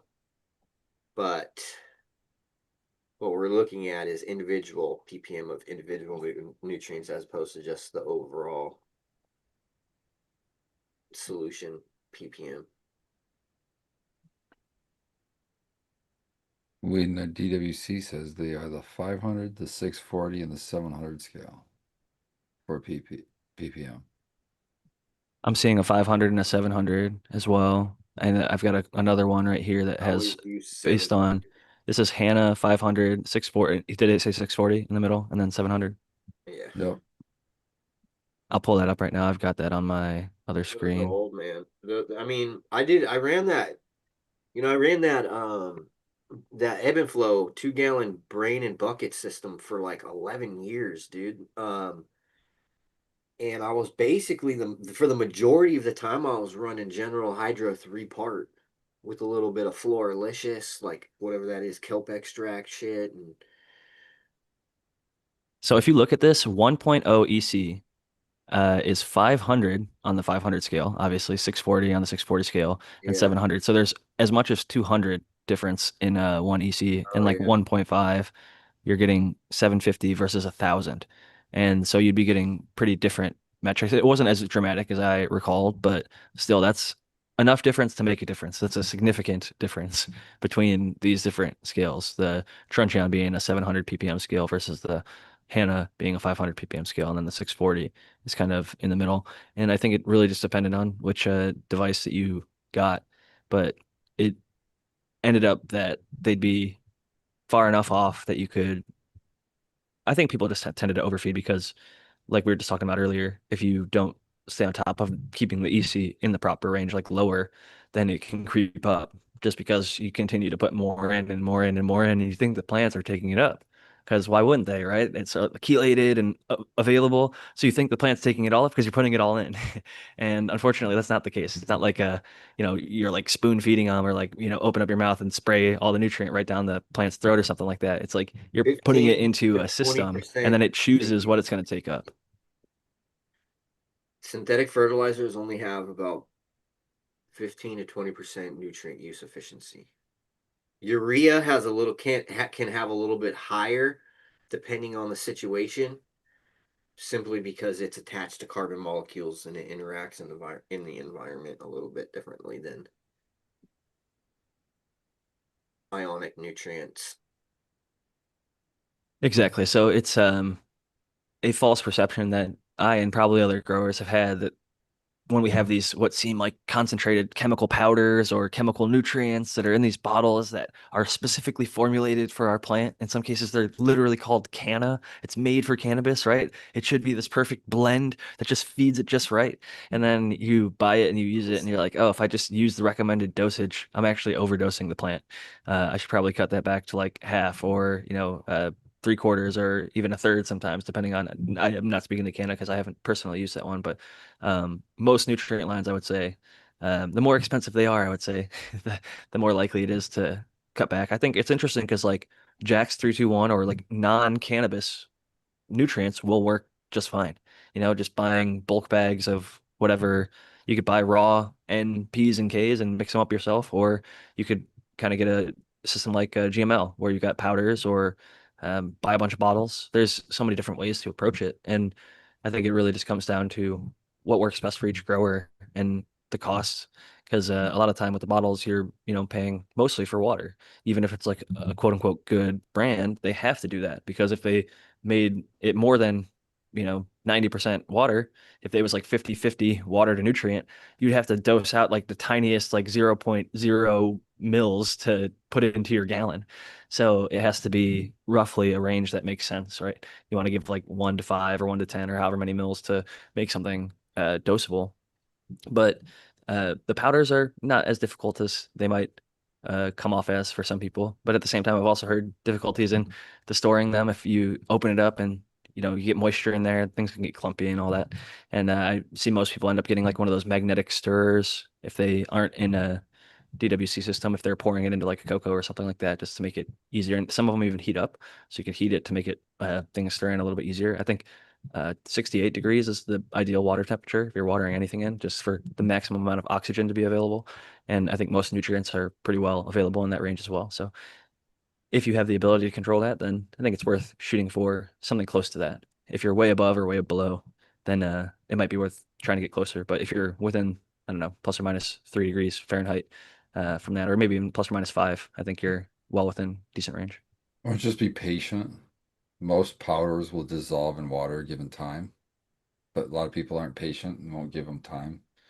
That was me when I first started testing out these nutrients. I started mixing it up and I'm like, man, I still see a little bit of granules down there and shit. So I call up Thomas. I'm like, what's going on with these fucking nutrients? What's this bullshit? How long am I supposed to fucking stir this? And he's like, chill. He's like, if it's too cold or like you're just going through, he said, you can just let them sit for a minute. Go back. I said, all right, well, I'm gonna go water something else. I went back and literally it sat there for a few minutes. And I go back and it's like gone. I mean, I still mixed it up and there was a little tiny bit, but it does dissolve if you give it a little bit of time. If you give a little patience, sometimes it goes a long ways.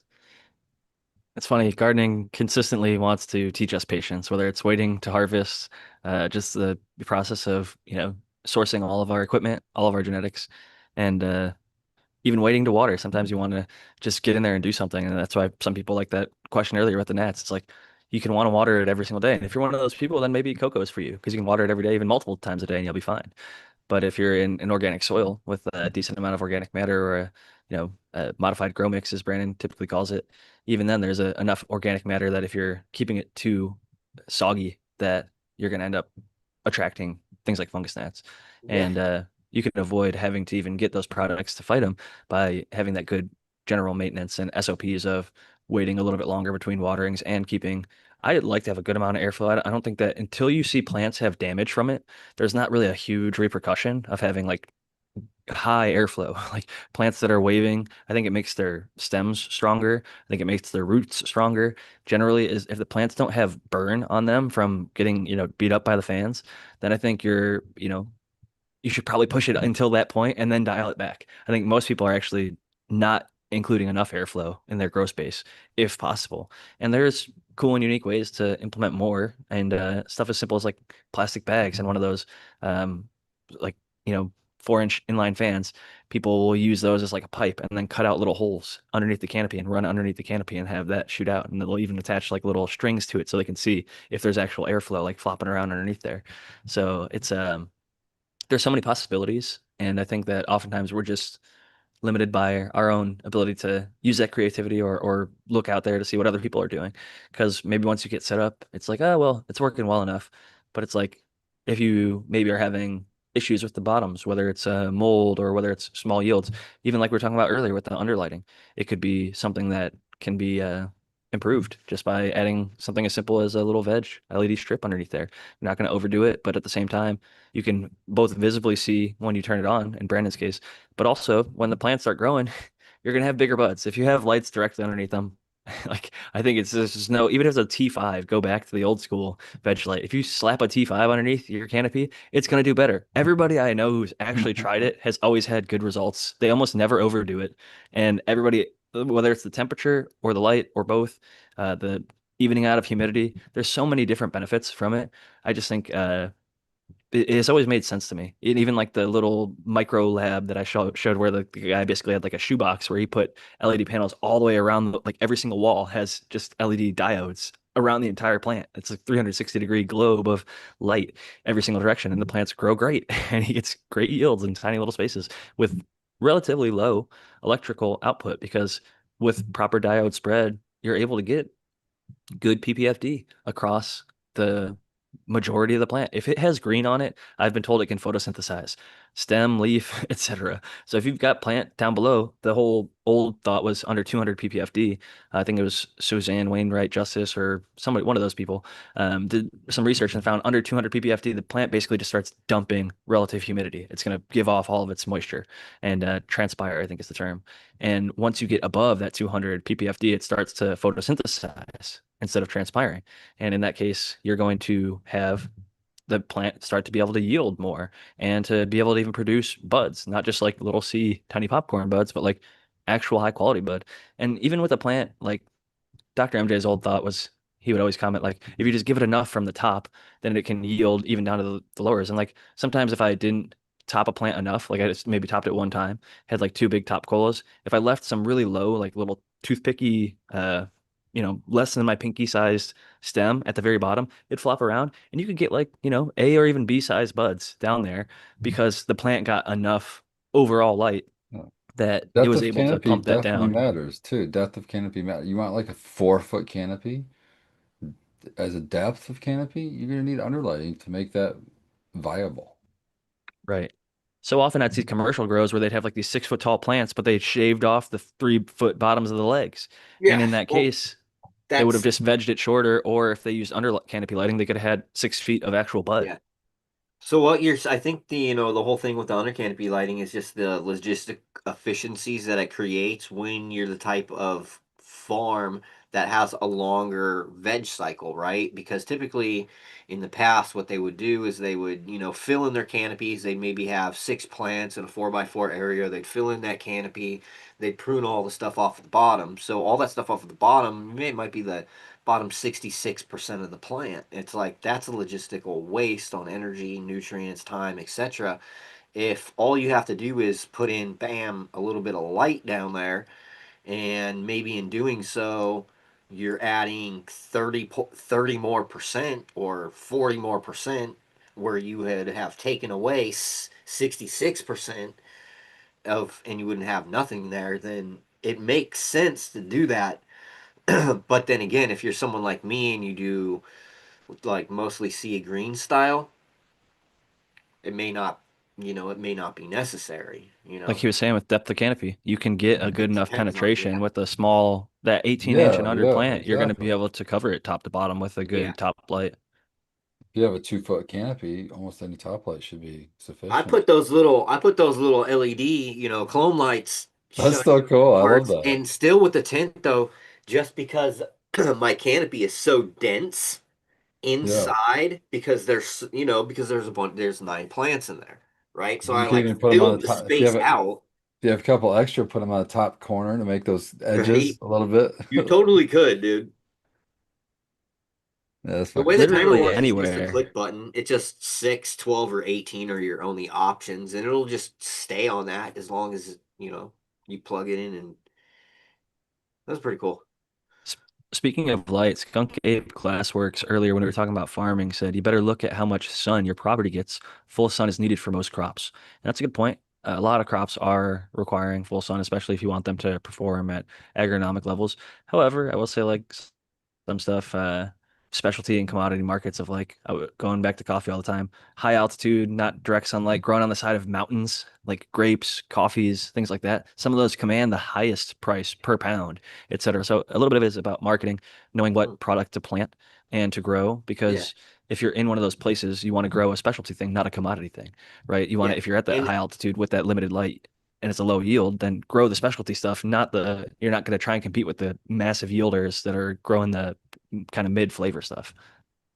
my goal is also to, um, you know, utilize these greenhouses to make them as efficient as possible, and sometimes that means throwing in some lights, in Yeah. some of these greenhouses. So, you know, like I said, if I can replicate the same type of systems that I've done before with the technology side, and then I just have to do the work on the front end for like the actual, like, oh hey, I'm planting tomatoes today. Oh, I'm gonna do this. Everything else should be great, because not only can I use the farm and doing that stuff, I can use that as a staging area to do educational content.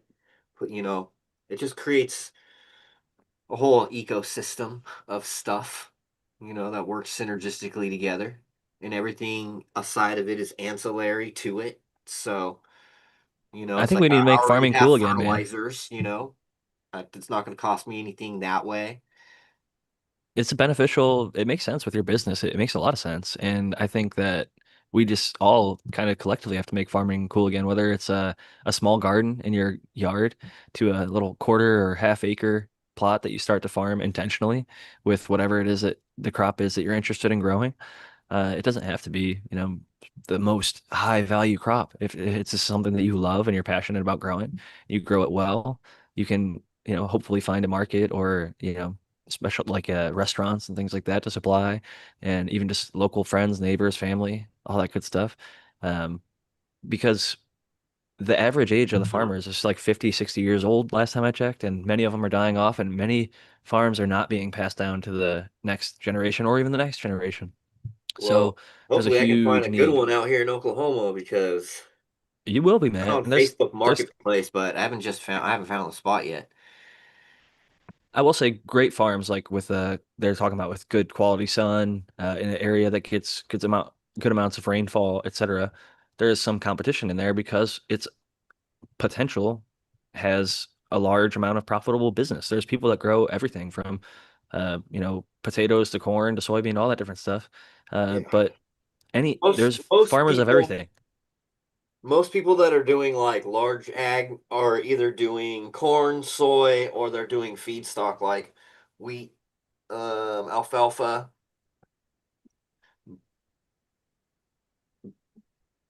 There's also the kind of meat industry of farming, the poultry and livestock, generally Grains.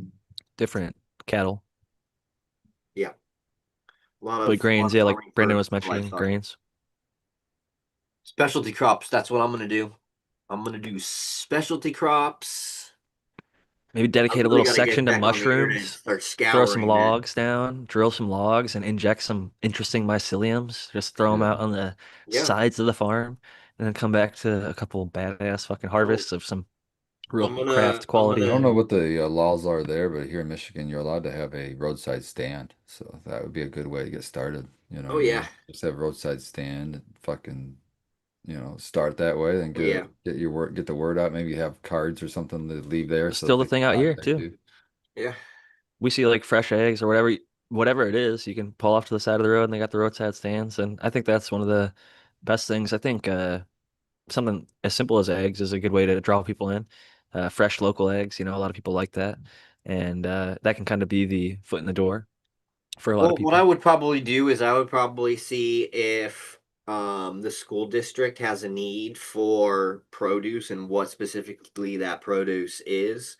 Because you can get contracts with like school districts, you can get contracts with the city to where you're like, hey, you guys need this many peaches. Oh, okay, well, we're gonna grow some peaches on our property or whatever. Figure out what your local, places are needing and then grow that. You can provide that. Farm to table stuff is really cool. Carrot, cucumber, any general veggies and stuff like Yeah. that kids and adults both can eat and get nutritional value from. There's If you're tons of really good potential. with logistics and timing, you can be like, all right, we're going to be harvesting all of the cucumbers within this period and we're going to turn them into hot pickles. Yeah, Right? it, Bam, we that got the lasts a lot peppers, we longer. got the pickles, we got the garlic. Having you already have the website, so that's awesome. You could get another one built, and then I would And also building a really website recommend. is really easy too for me because all I have to do is clone it. I literally clone it Yeah, and then I can just hook up a new domain to it and then change things around, whatever. and then But just it's hit a farmer's basically all the market up. infrastructure's built. Get your little covered trailer you can load everything into and hit some local farmers markets, and then dude, you'd be fucking blown up.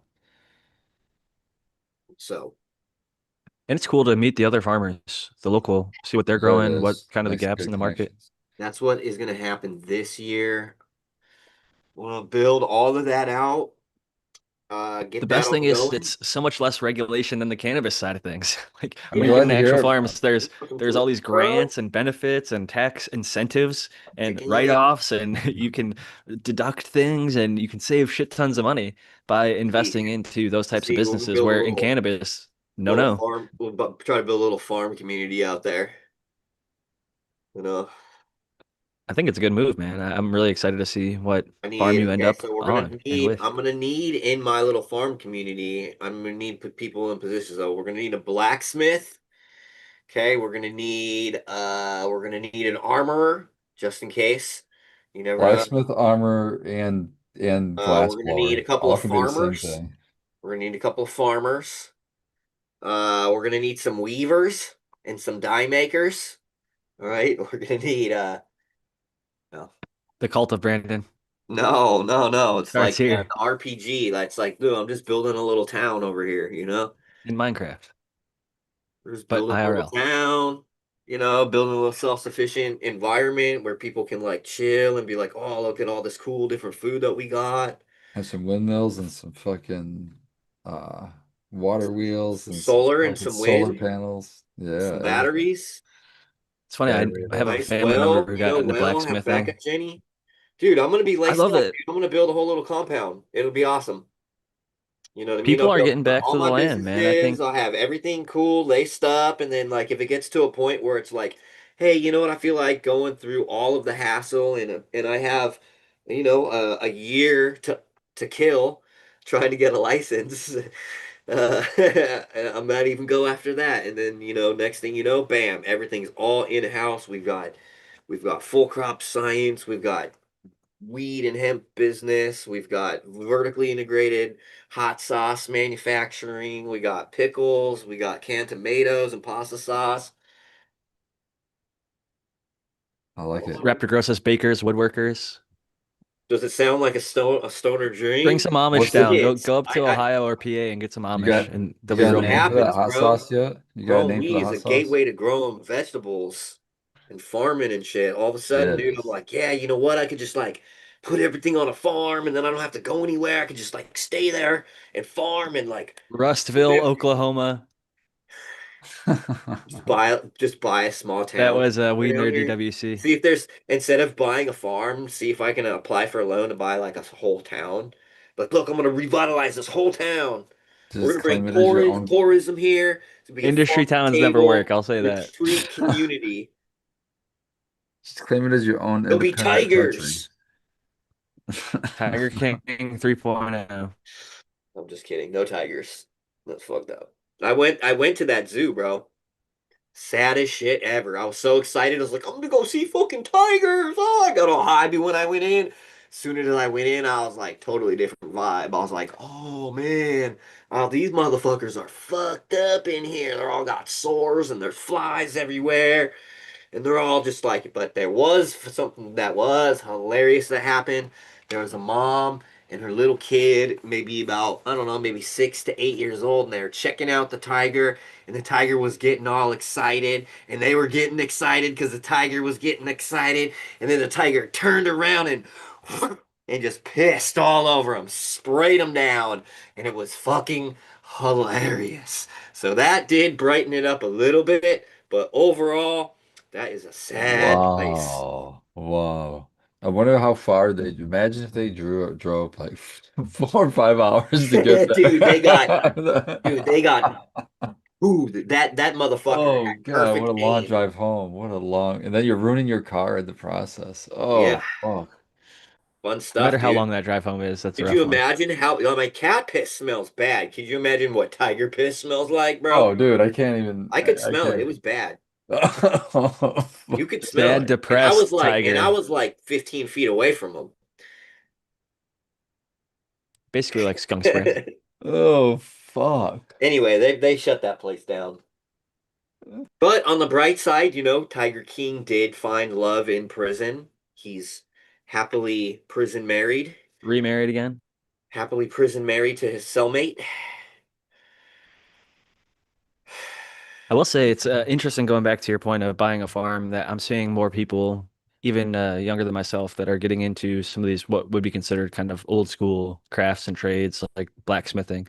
I have a cousin Yeah, who's picked that up, I want to do and that. there's a lot of useful, I want to build a even like we were fucking saying, samurai glass sword. blowing is kind of like a very, almost ancient art, and it's still a beautiful and well appreciated one.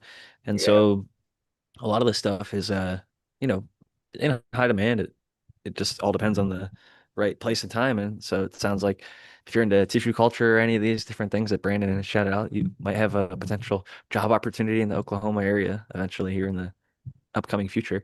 And I always love hearing about these different opportunities because it shows others that these opportunities are out there. There's some potential if you can get your, you know, credit and stuff lined up and get a little bit of cash underneath you. And even if you don't, like some of these things are uh, like the first time home buyers or farm buying stuff has like zero down payments and some of these things. Like Brandon was talking about the farm bureaus association or whatever it is. There's different loan options and things like that.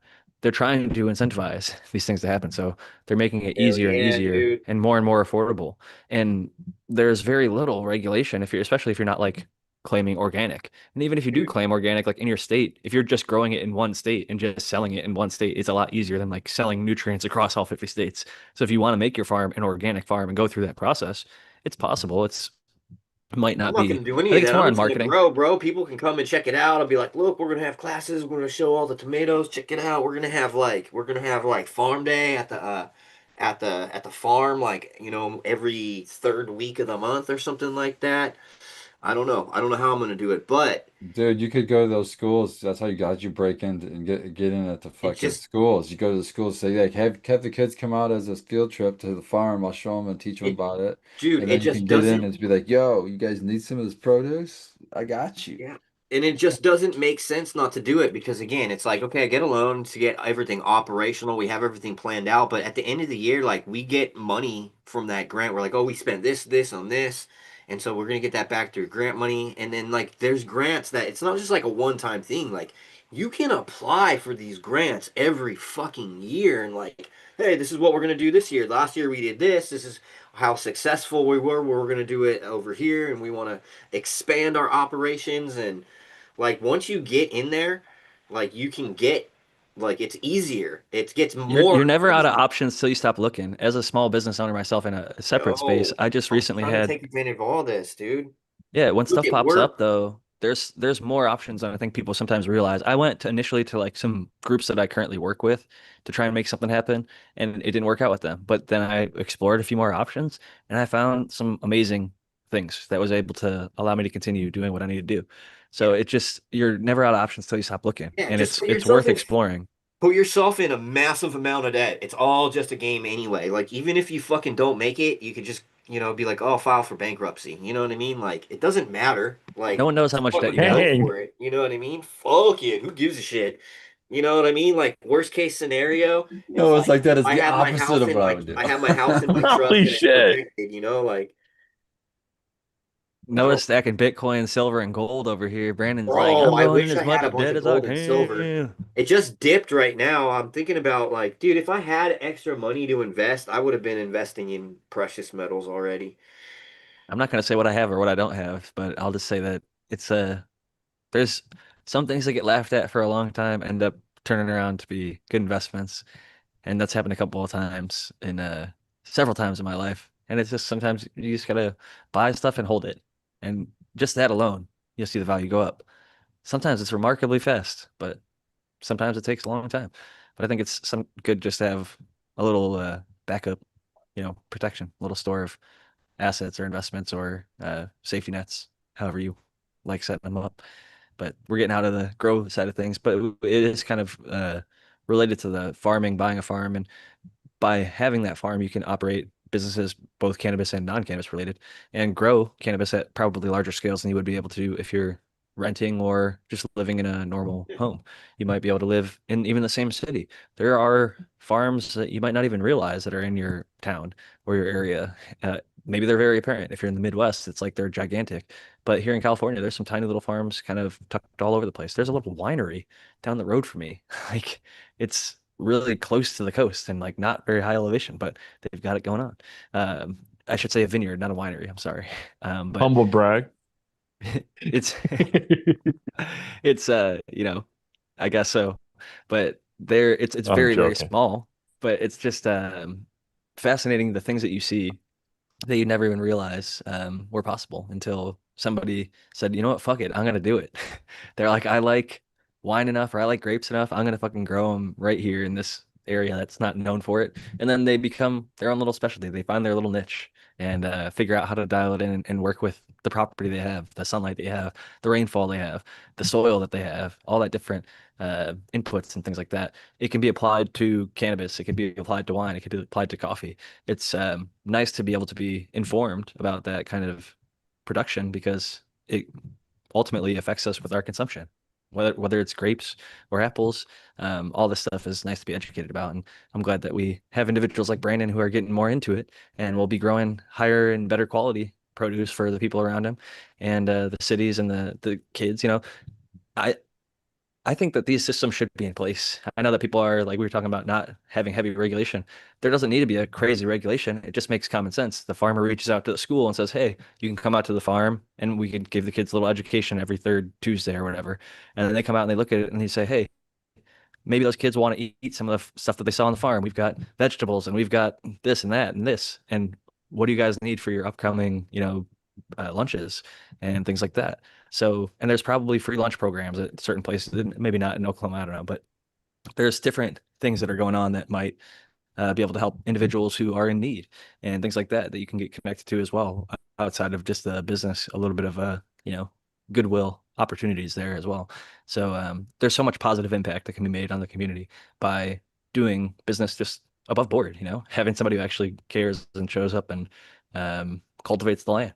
There's a reason I think that many of the cities all around the US were formed.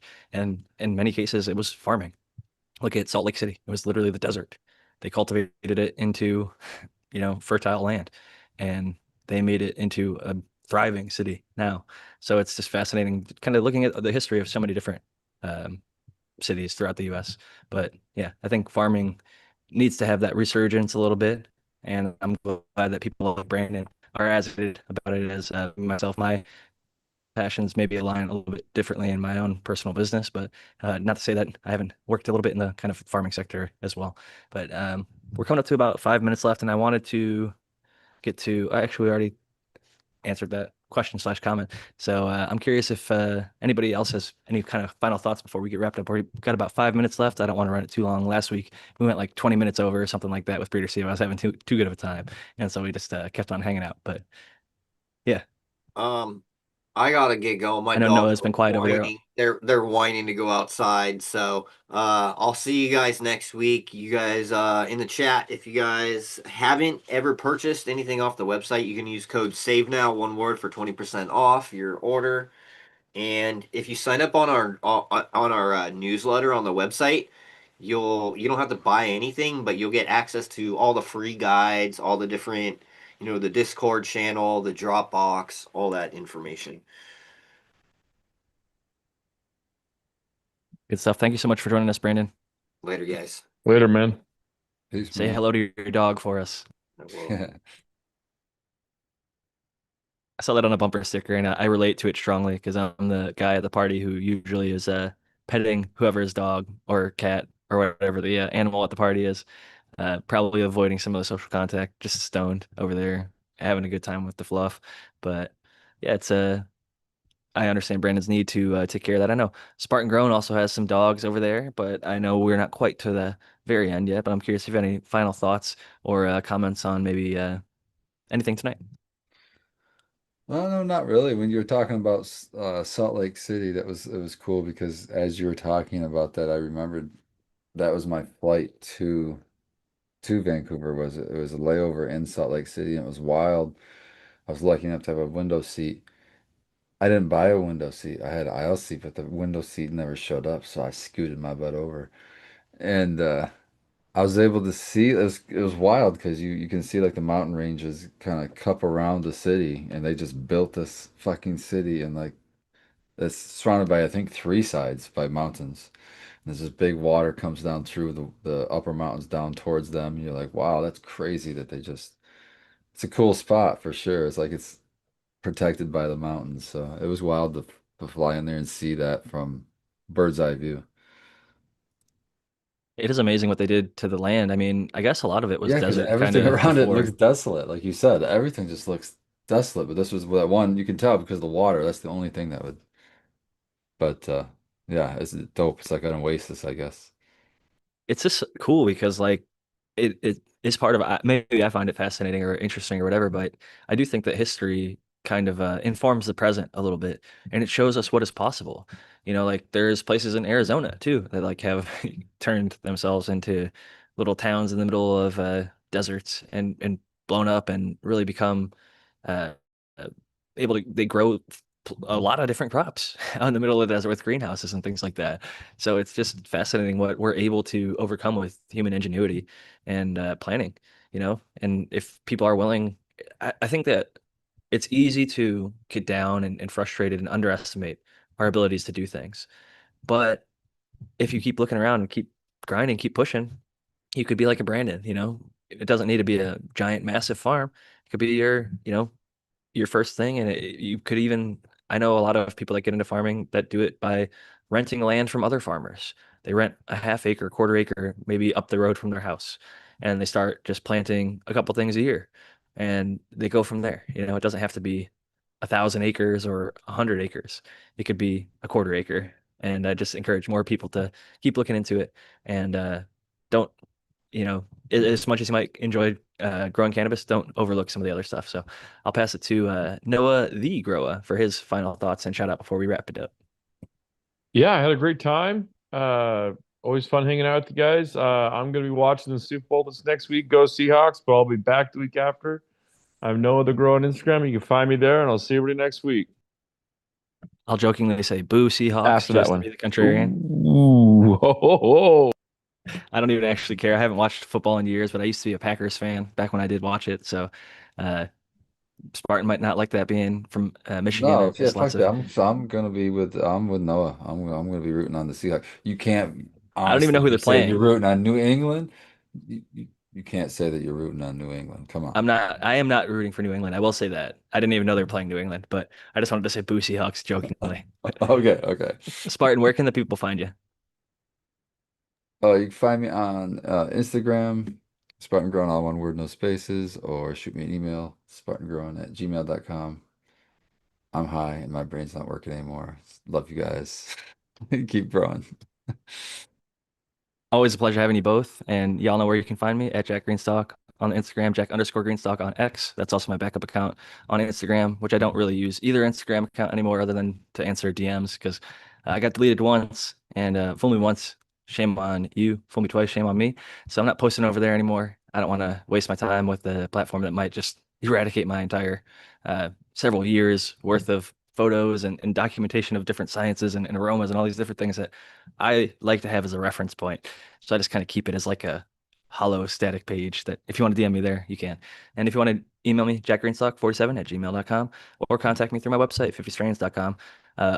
All done with the seed sales for now until my next seed update. Had some issues with germination towards the end, and so I decided to cut it. Some reputable growers that I highly respect have had issues with the Velvet Punch germinating. So if you had those issues, contact me. I'll make you an offer of either refunding you if you paid for them, or making you one of my testers. So it's like an A or B.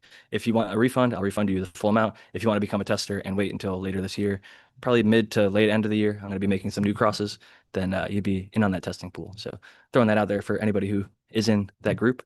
I've already told several of you that, but if you hadn't already heard that, you're hearing it here now. And so peace and love, everybody. Catch y'all next week. Cheers and keep on growing. Growers love. Keep growing.